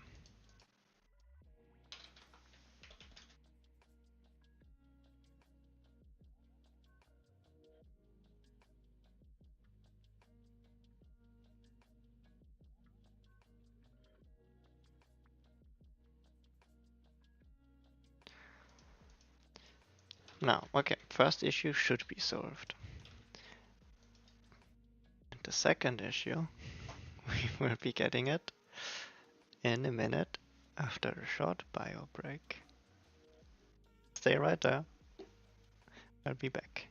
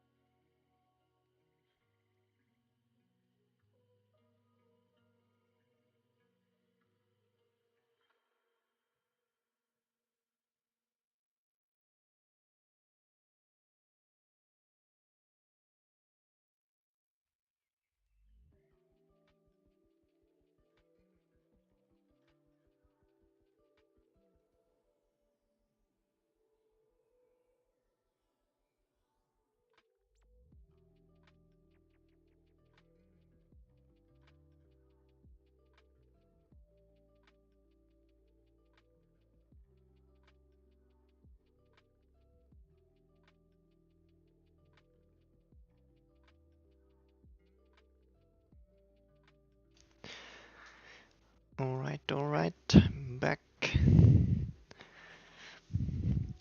Oh, you played Balatro.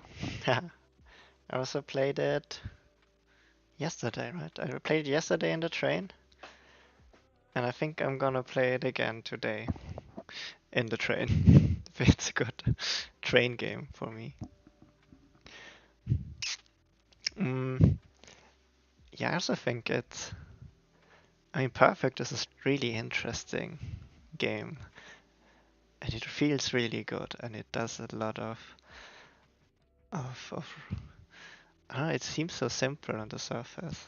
Just poker with extra steps, poker with progression, single player poker with fancy progression. And yeah, yeah, I'm really intrigued by it. Normally I don't really like abstract games. Also coming from a board gamer perspective. Normally I like games with like a theme and a story and like all the fancy surroundings. But with Balatro, I don't really mind that it's just a poker deck in reality. It's got really strong appeal for its mechanics. But yes, I wanted to play like a few more games before we were gonna stream Balatro on Thursday in the gaming stream. They haven't announced it yet, but we're gonna be playing that and talking about it there as well. But I really wanted to get a few more games in before that, because I feel like you can spend a lot of time with this game, like getting deep into the mechanics and getting really good at it.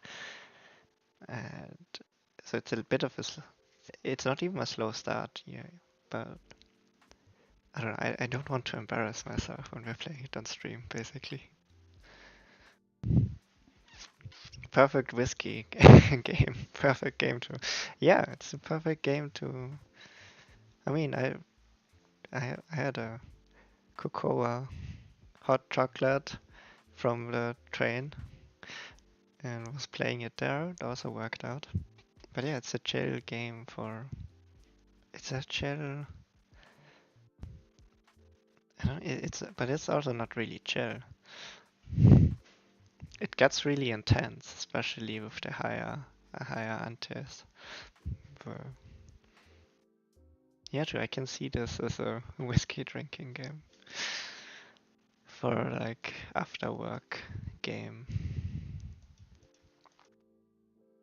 No, and I'm really looking forward to the stream on Thursday and seeing like your perspective as well when we go through it. I I'll stick with it for a bit. Um,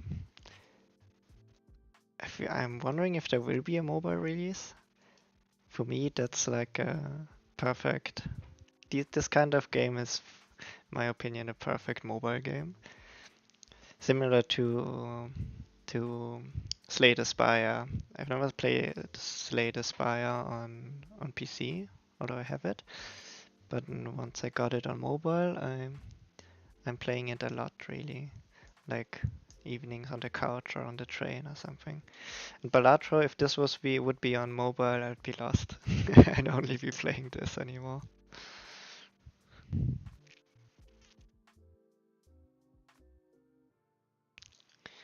Yes, with the whole setup. Also, the name is great. I've researched that Balatro is, I think, was the description for the Joker in Roman times, like the Joker character.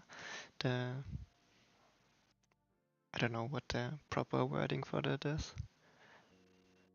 Uh, and it has great vibes, a bit mysterious as well. Fits into this new set of um, eerie card games. There was like I think, one card game that has like really creepy vibes that got popular last year. I can't think of the name right now. Maybe I can find that.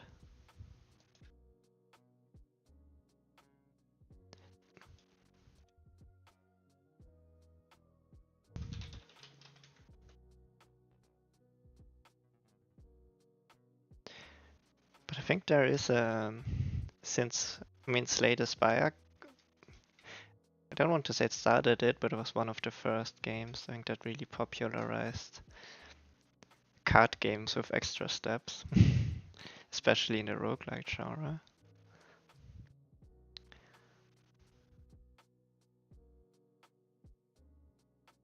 But there was one, and there are a few of those now. Also, I just there's a new, also tactical, it's like Into the Grid, I think it's called. Also like a roguelike card-based game Maybe that's the new hot topic now in the indie scene. Systemic roguelite card games. Roulette, roguelite, a roguelite. Okay, that's that would be, let alone for the pun. Great idea. I think a great idea to explore like in a game jam or something. Like spend a week or something prototyping a roulette roguelike.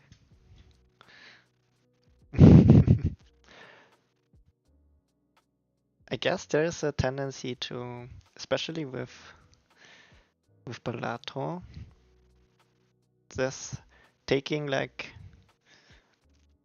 also kinda coming from Vampire Survivor, which had like influences from gambling, or like the developer worked in gambling beforehand, using the gambling powers for good, basically. I think that there is a untapped mm, potential there of taking like gambling games and then, or like the basic interaction of gambling games like poker or roulette or even slot machines, and then creating a proper non-exploitative game out of it you can play on your own without losing money with a proper progression. Basic, yeah, what Balatro did. So maybe there's market for that. Well, there definitely is a market for that, which Balatro shows. Maybe there's some inspirations to get from the gambling market there. Minus the exploitative, the exploitation, player exploitation.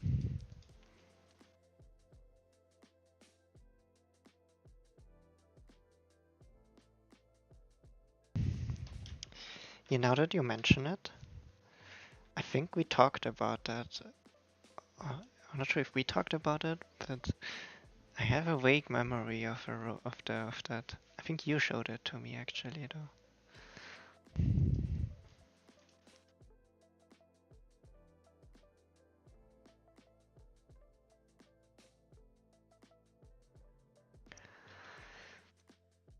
Now,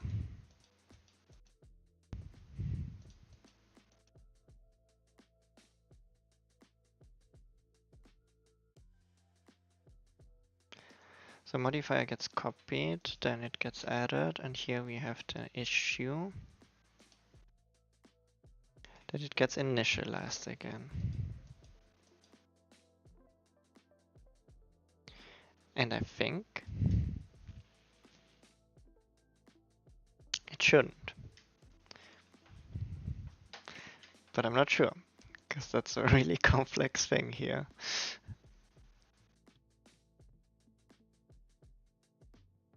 But I don't think initialize gets called a lot from the outside.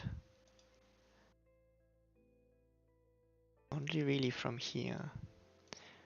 And this one gets mostly called from adding modifiers.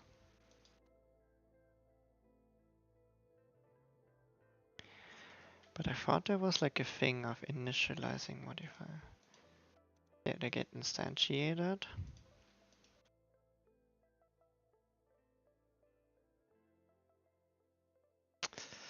Yeah, there is an issue there. We need to figure out the modifier initialization.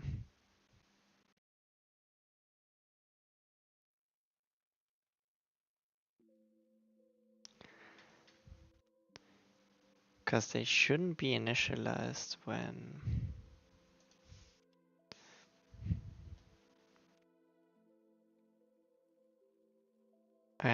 combining.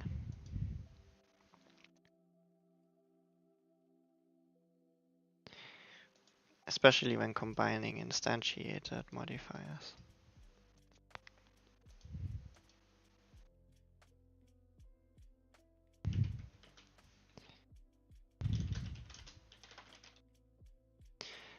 This kind of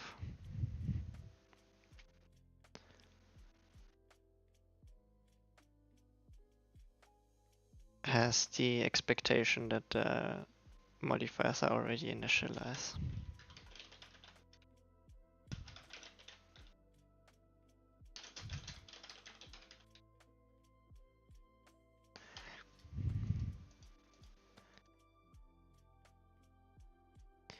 So I guess we have to add a bool.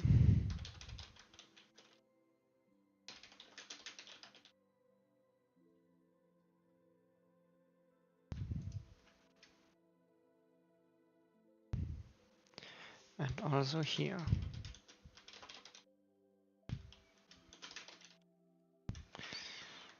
Which I'm not exactly happy about.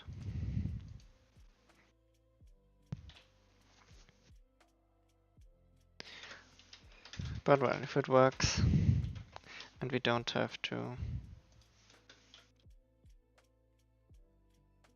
deal with this anymore, then I'm fine with it. If it doesn't work, it just adds more complexity.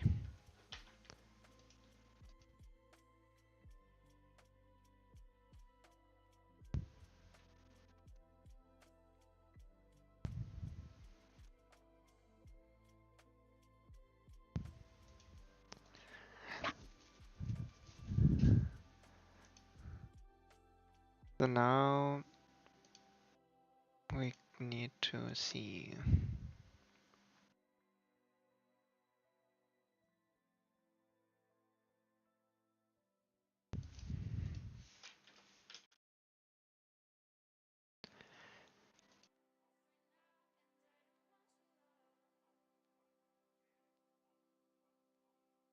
Mhm.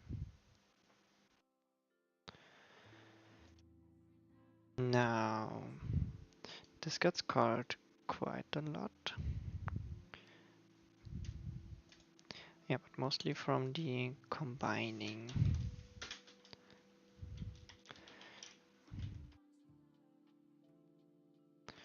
Oh wait, actually, we want this to be true by default.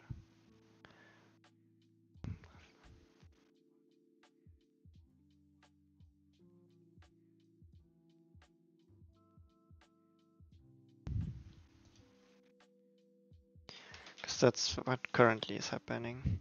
And we only want to set it to false in the combine instantiated.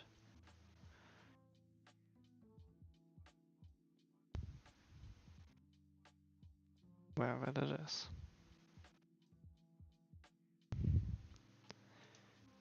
Like here.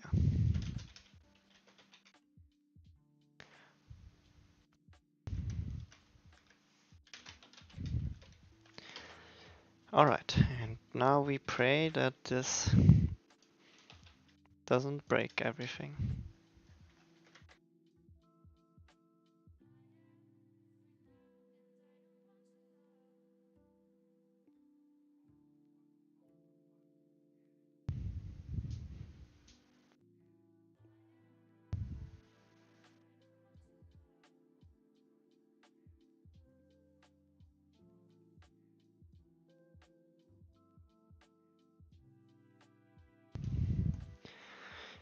Expected behavior, we have a small knockback first, then we get the fragment, then we have a bigger knockback, then we get another fragment upgrade, and we have an even larger knockback. Small knockback confirmed. Oop.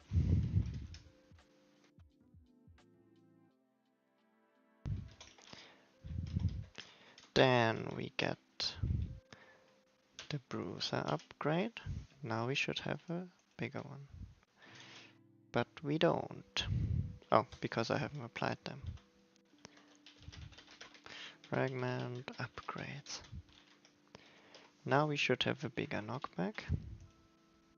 Ah, oh, oh, that worked. Now we get another one. Another one. It's not properly implemented because we're not losing the powers in between. So it's basically stacking 3 times. Which means we have a really large knockback now, I think. Yeah.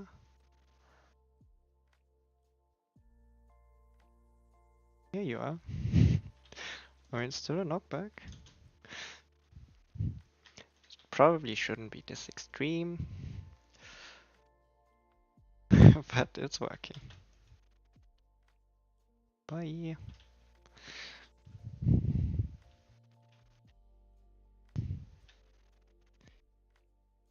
Alright, that worked out a lot better than expected.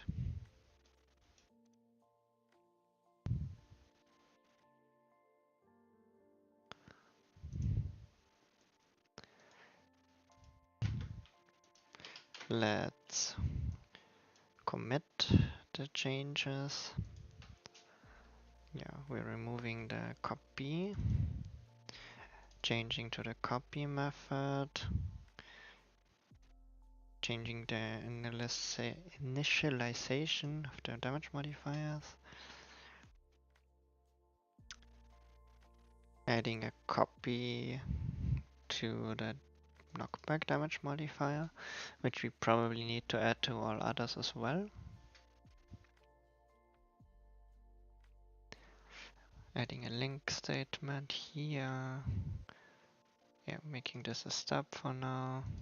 Removing some usings. Yeah, update to the new time breaker system. Update the enums. Adding a cheat. Propose cheat we need to, like I need to.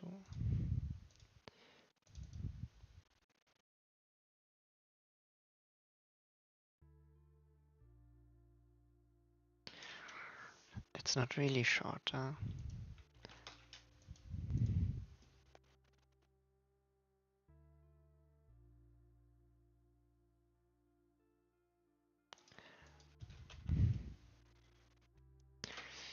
Well, let's see how often we are going to need the cheat.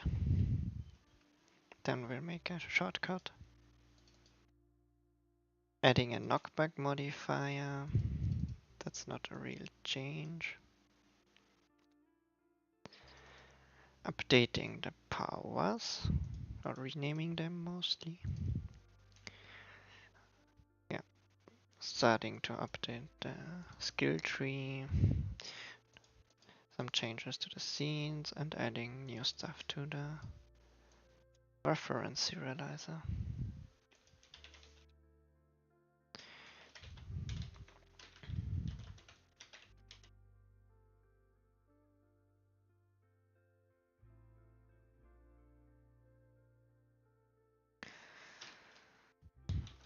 Update, what is a bruiser tree?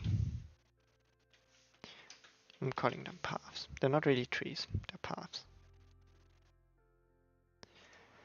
Committing that, pushing.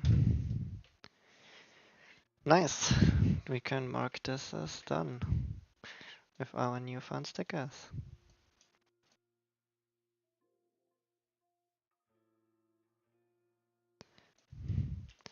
You need to do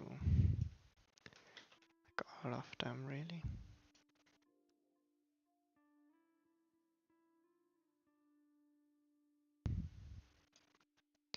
Okay, next up, I think we're gonna do the damage from the backstab damage.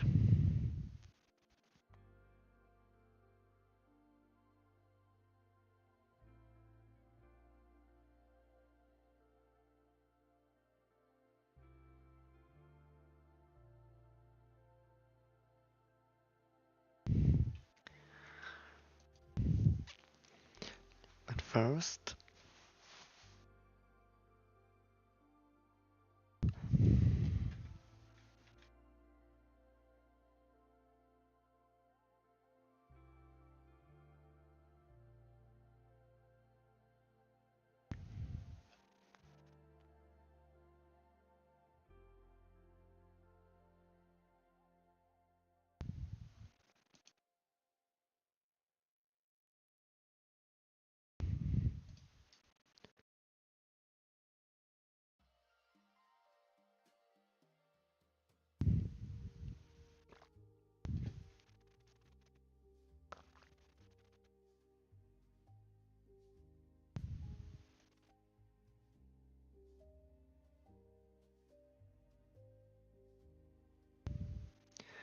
Okay, okay. Damage from behind. Technically shouldn't be too hard. If I recall correctly,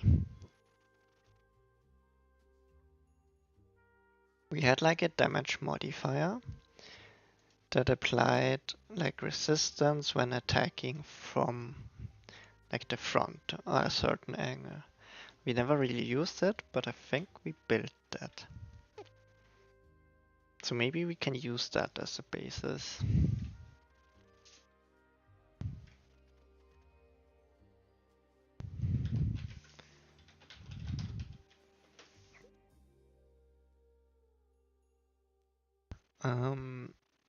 Defense angle modifier. I think that one was it.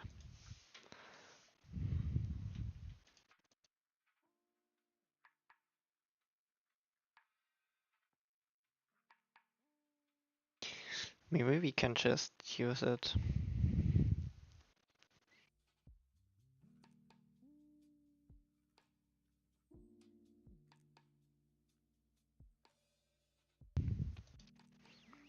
Like rename it.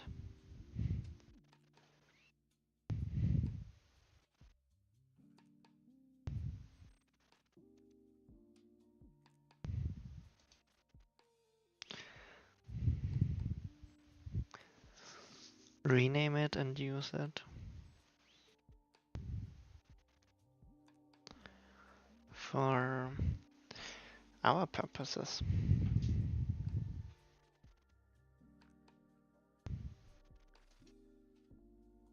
Or maybe not.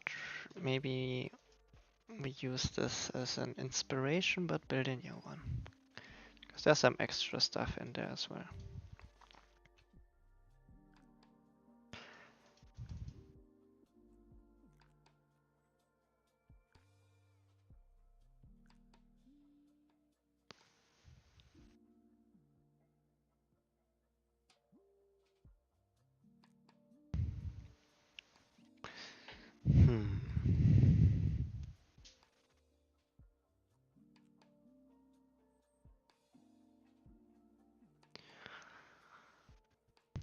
Good morning, Don Smilo 99. Is it still morning? I think everything before 12 is technically morning. So yes, good morning to you too. Exactly, it's before 12. How are you doing? What's happening in your part of the city?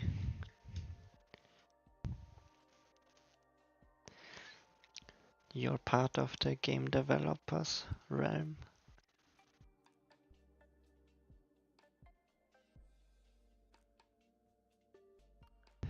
I'm mostly struggling with intricacies of our weird damage system implementation.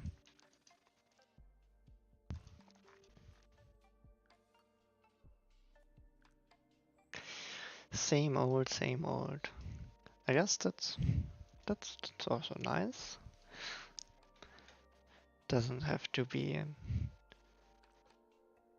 exciting every day.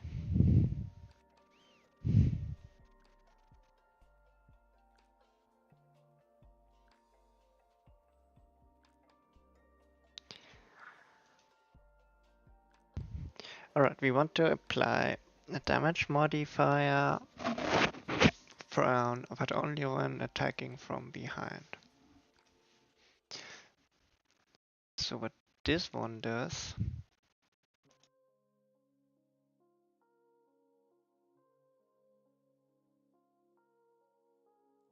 what this one does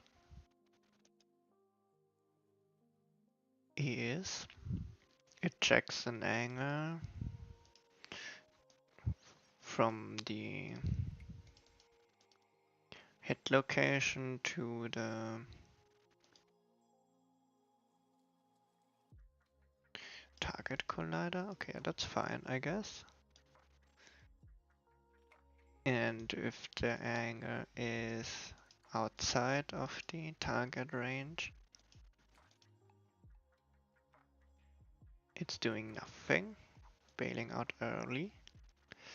If it is, we're only applying the modifier to the incoming damage.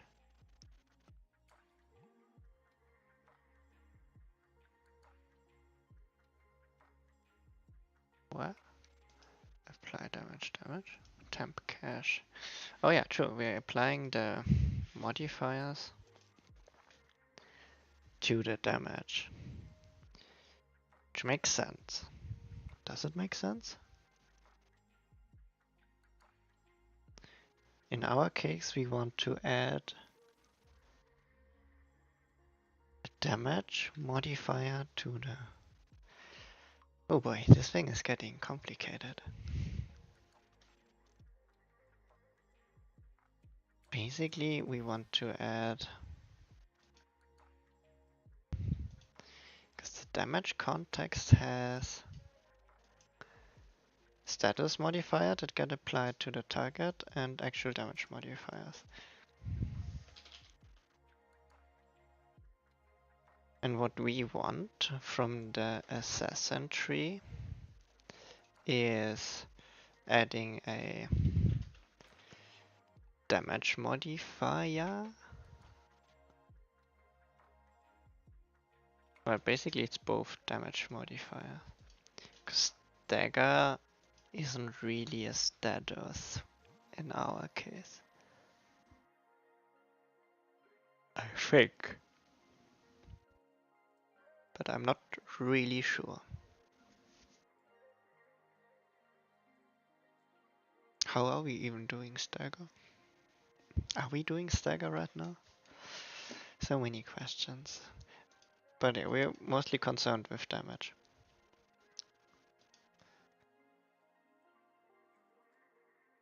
Right? Oh wait, whoa, this GIF is new.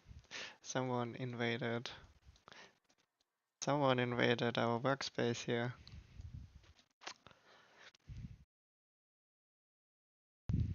Salak here. But yeah, we found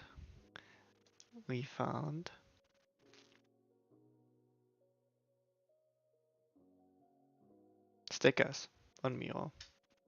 That was a great revelation in the last few weeks that Miro has stickers. And I'm a little bit disappointed by the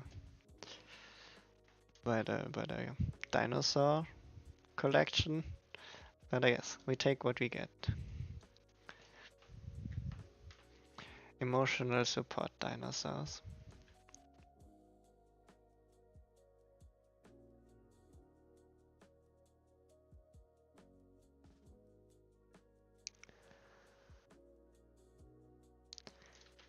Now this means... Okay, I guess let's just start implementing that.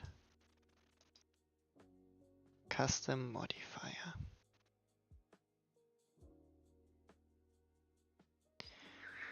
The distribution there doesn't really make any sense, to be honest.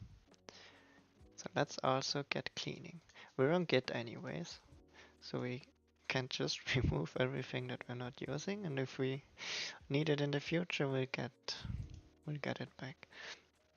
The alignment system is like really old, basically ancient. So yeah, let's just get rid of it. Then, okay, custom implementation per enemy, we're gonna keep that.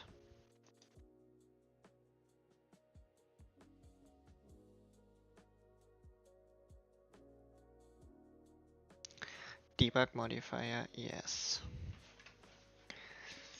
Then, I think player, sure, we're gonna keep that.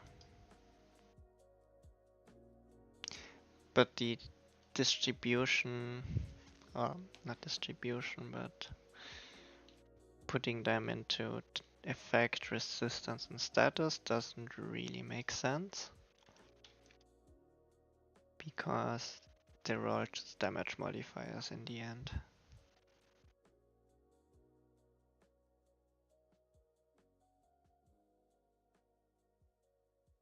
So I guess we'll do a round of moving everything and renaming it so we know what's happening.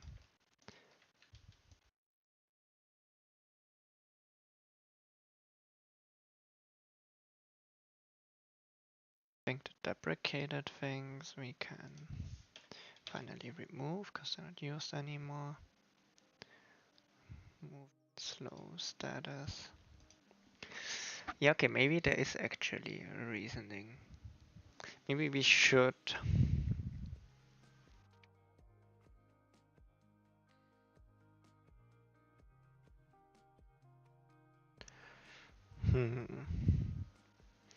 Maybe we need to distinguish between status effects and like actual modifiers. Because a modifier normally enhances or modifies a single attack. Like adds more damage or adds knockback. Like a thing that just happens. Or adds a status effect on the target. But then the actual status effect is a whole different beast.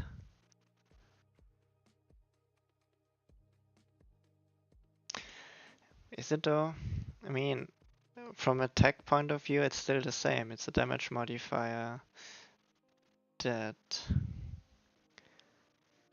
is either on the enemy's attack or defense collection. So it still modifies incoming or outgoing damage, or just has a passive effect, which might or might not be implemented as a damage modifier. Man, why is this so weird? Everything.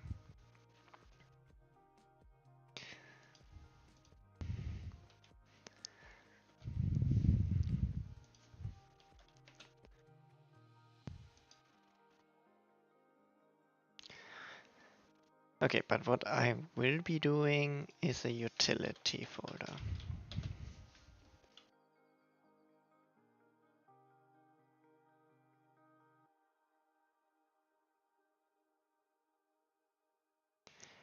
And what we will be doing is renaming all of them to get a little bit of order into that.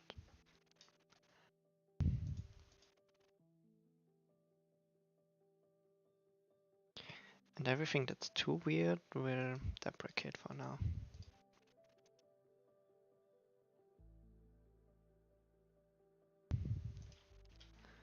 Yeah, because like a slow status, that should be...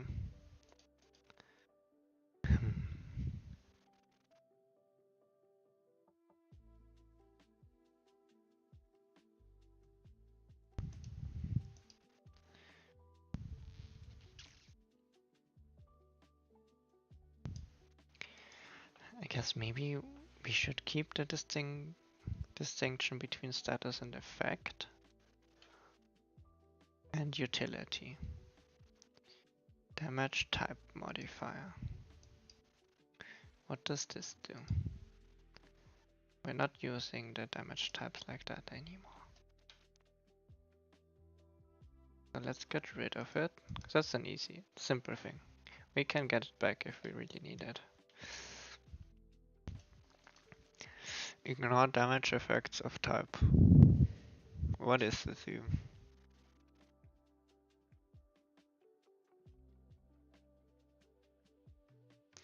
Oh, ignoring specific damage type. Ah, okay. Well, that makes sense. But is this a status?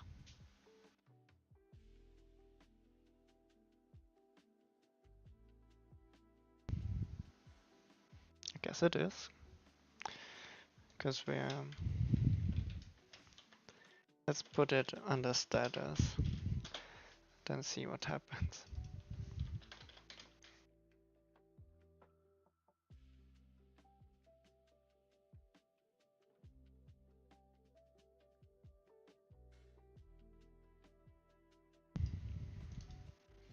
Ignore damage status effects modifier. Oh, we're just ignoring all status effects.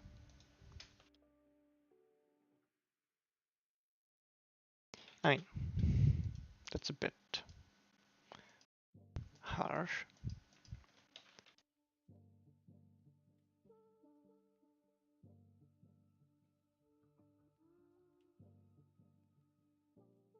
But sure, maybe we'll need that.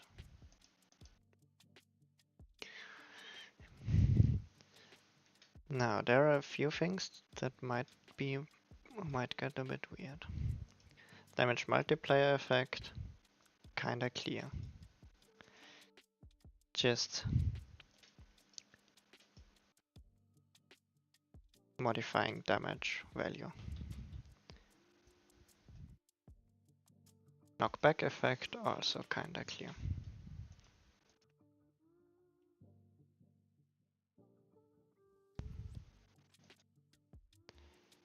I have to get rid of those things.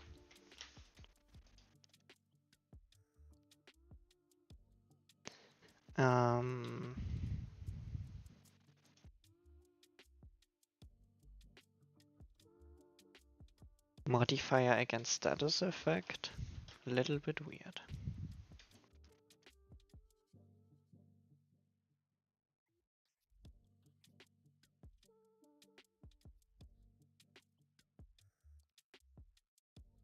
So we are looking for a specific status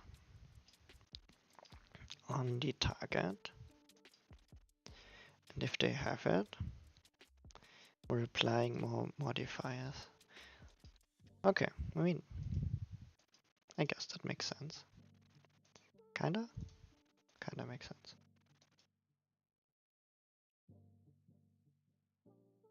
Resist full stagger, that should be a status. That's an effect, that's an effect. That's an effect.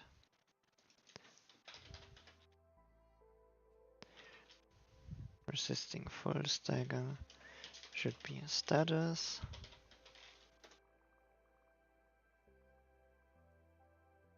I'm not sure if it's properly implemented here.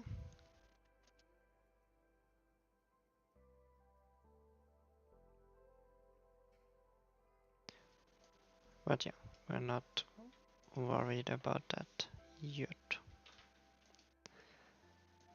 And we have a stagger effect.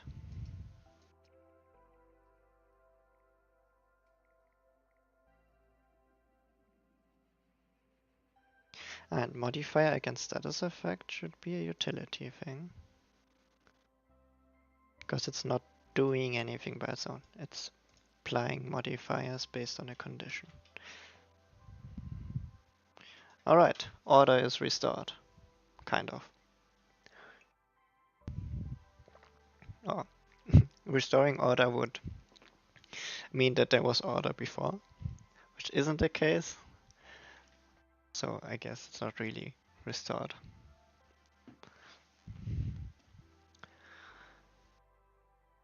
But order has been established.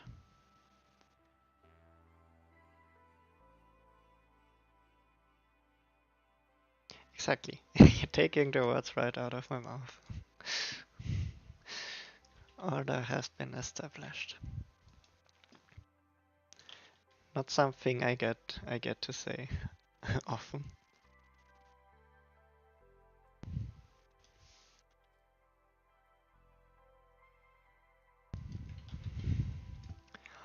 One brain cell. It's probably the little dino.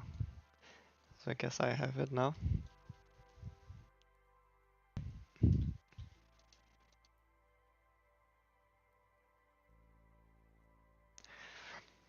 Okay, now we want to, based on the defense angle modifier, we are going to implement a new damage modifier effect in the utilities. And we are going to call it modifier by attack angle. I guess that's good enough for now.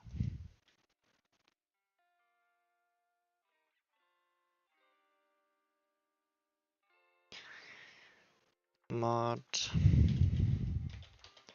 effect angle. That's gonna be the damage modifier utility. Oh. I'm gonna remove this from the menu. Actually, we should remove all of them from the menu. They're mostly here for looking up stuff. Oh, actually, I just put it in enemies.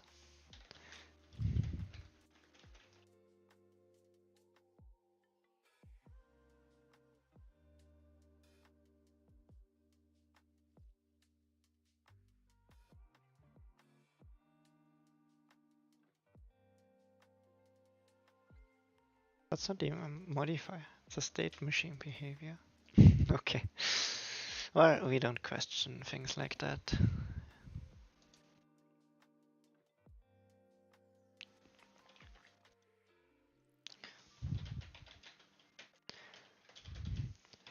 Alright, alright, alright.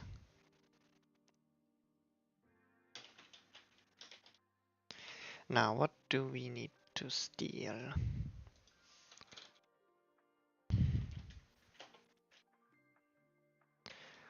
First of all, a float with the attack angle. Default it to 90 degree. Tooltip, sure, tooltip. Angle in which attack, in which effect gets applied. Not sure if this explains anything. Maybe let's do a draft here. So we have an enemy.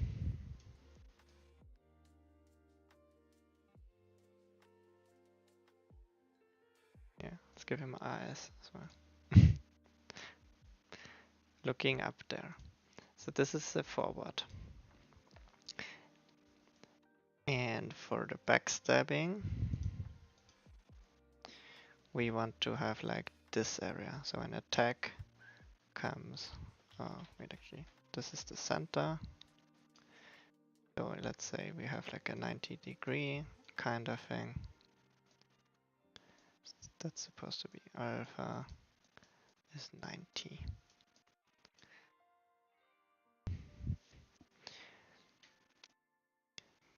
And I guess we also need to have like an offset from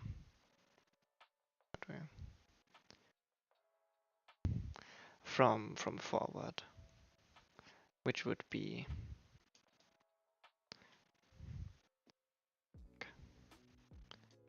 let's do that. Beta is in this case 180. I guess we want to control an offset and the angle in which this gets applied.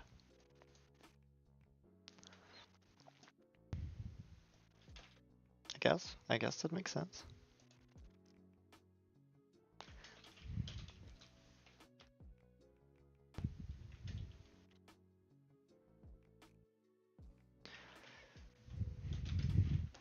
Oh yeah, and this we're gonna add a range 0 to 360.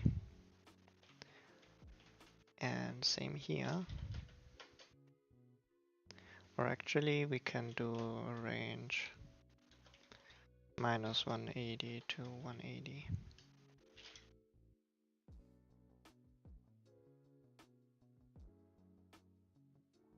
Does it allow negative ranges? offset from forward. 0 by default. Yeah, offset from forward should be self-explanatory.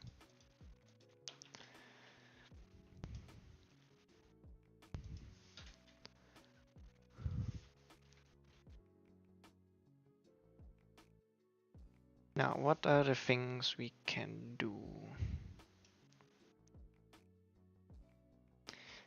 Statuses. And damage modifier. Let's leave the statuses out for now. Only add them if we need them.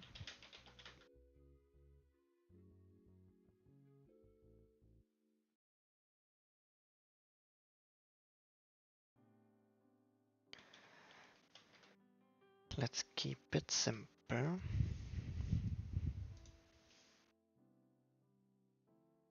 Oops. Serialize field with a damage modifier collection.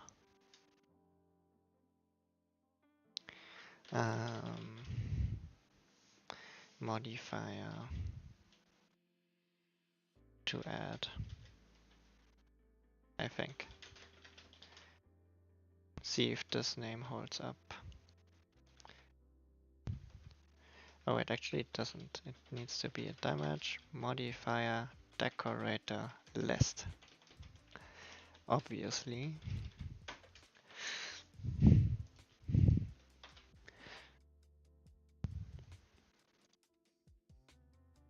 Alright, we should have the basic building blocks to implement this. Now we're gonna steal a bunch of code from past rough. Actually, when did I write this? November 2021. This code is from, what, 3 years ago? Not quite, 2 years and a bit. Yeah. 2 years and a few months. Okay, yeah, rough from 2021. I hope you build some proper code, because we're gonna steal a bunch of it.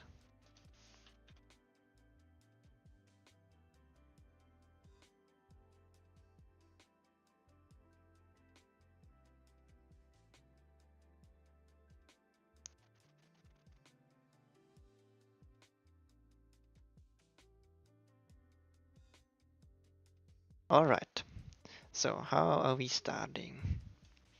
Getting the target character. Well, good choice. If we don't have a target character, we're bailing out early. Let's add more comments.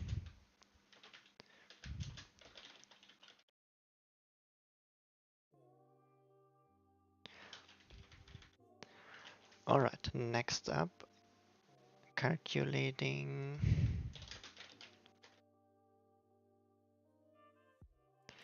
attack angle.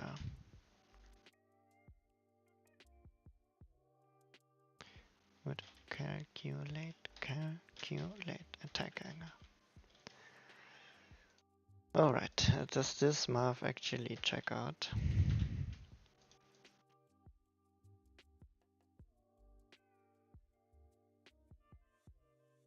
So we have the hit location, this should be fine. We have the center of target collider, should be fine. Angle, hit to forward.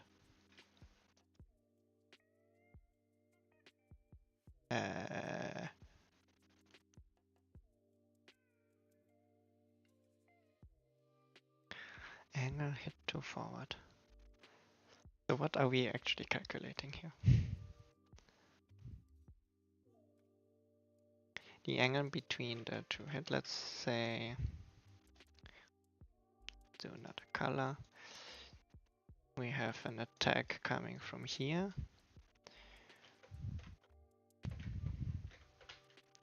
It's like I do actually have a drawing tablet. I have to, but I'm not really using it. Like, it's not worth it getting out for tech drafts. Okay, this is the attack. That's basically the 2-hit angle.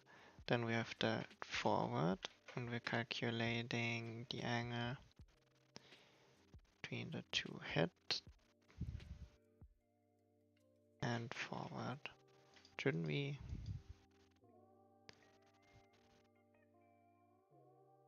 Shouldn't we get? Because 2-hit. Oh wait, 2-hit is actually from the inside out.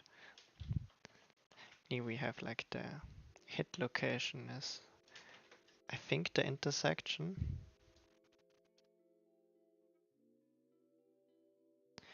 And then the 2-hit would be from the center to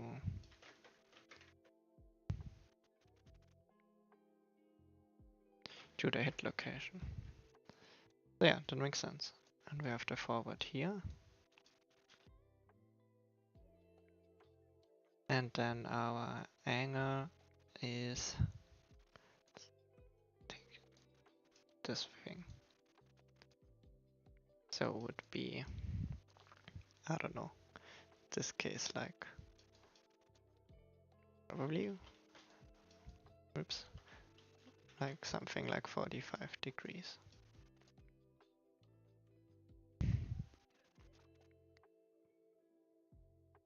Alright, and then we need to check if this, so we now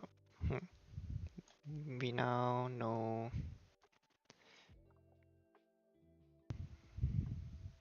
but do we have get this signed?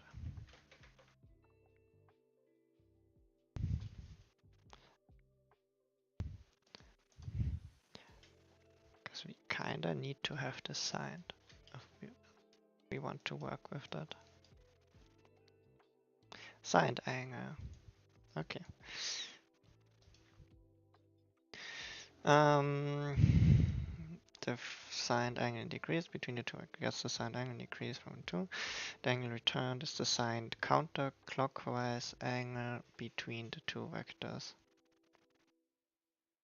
Counterclockwise angle between the two vectors.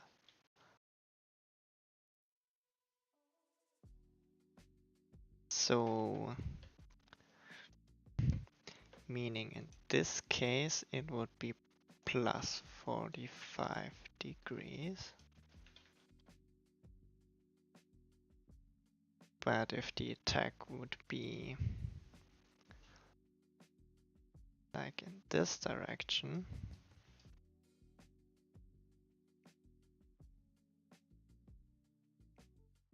it would be minus 45 degrees. Or the other way around.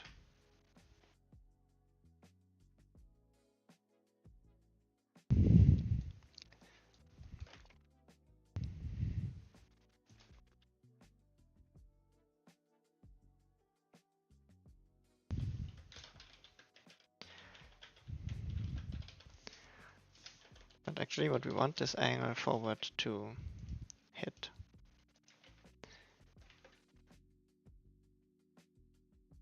Are we getting that? From to, we want from forward to hit. So like this. From the transform forward to the hit. I will have to debug it anyways later. Now, how are we checking if we're in the range?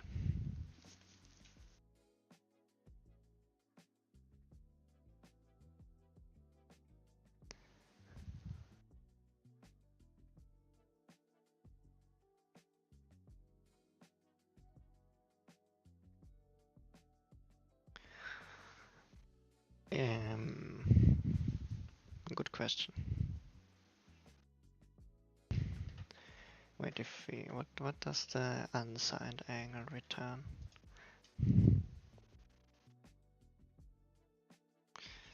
Okay, Because what would be easier actually is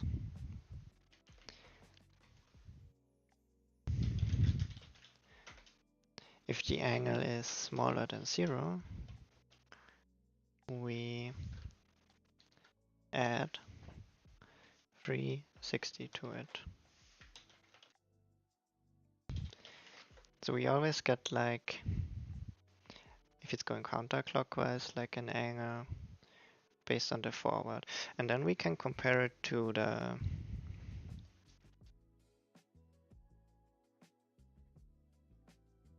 the offset plus the range.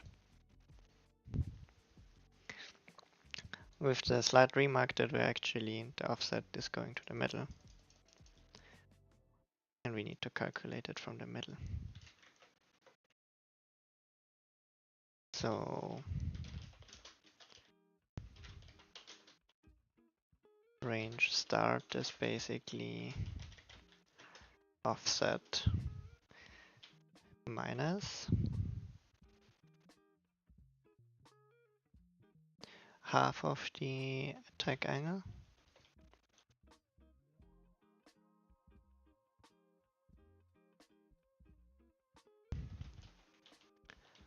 And range end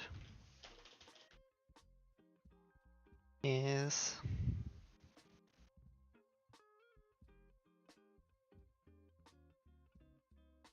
plus half of the attack angle.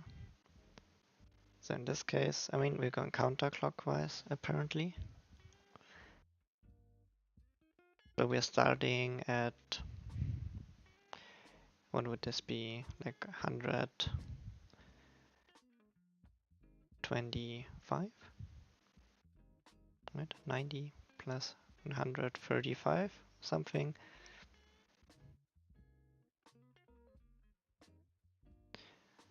Plus the 90 to like 225. That would be the range. We kind of have to consider what happens when we're in the negative, because then we have to wrap it again. But yeah, let's do that later.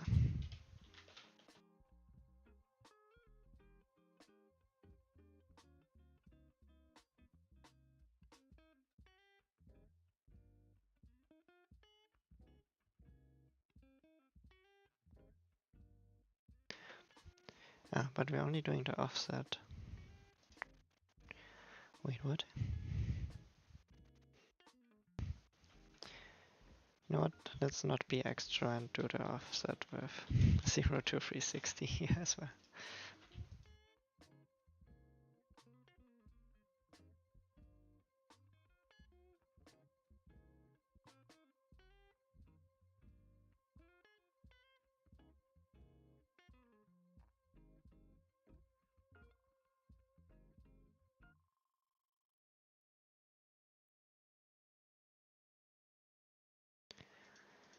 Alright, so the easiest case would be just checking if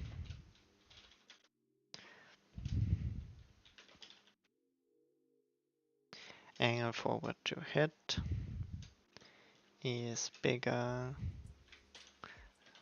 than range start and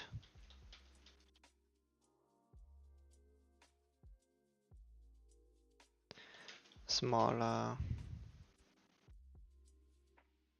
than range end.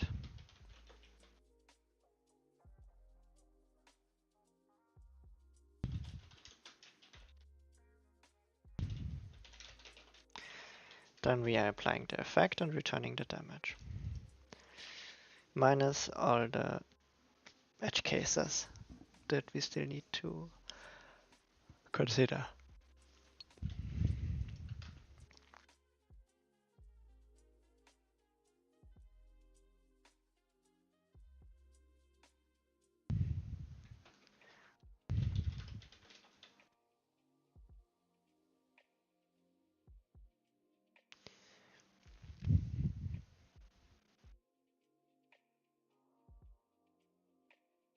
I mean,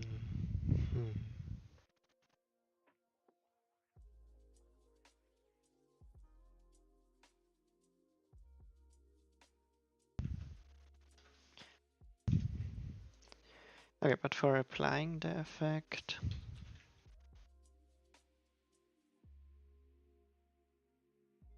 this is an extension method. Neat.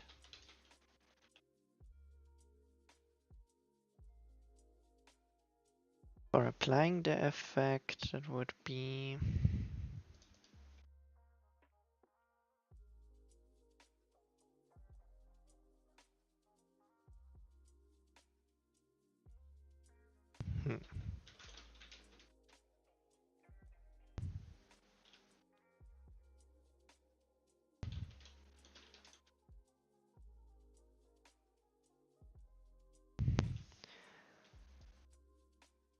I guess we have to do it like that.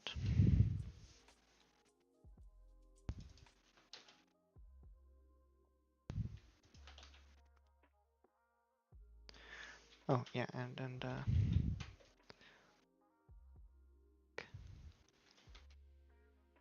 oh no, that's for initializing the damage dealer. This one doesn't have to be initialized. They get initialized when they are instantiated. Probably.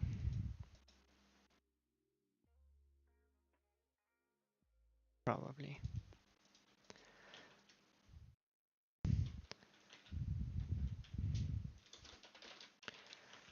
So we are getting a damage modifier collection. We are instantiating the modifiers from the list. Then we're applying them at the damage context.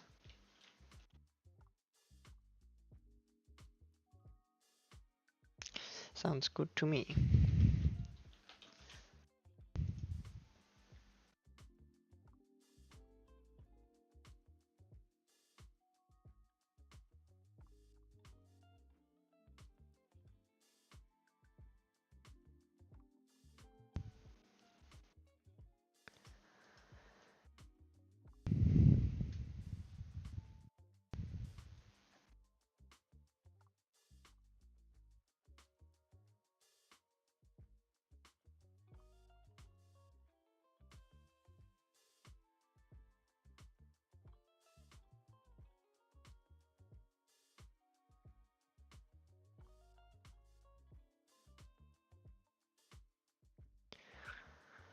All right.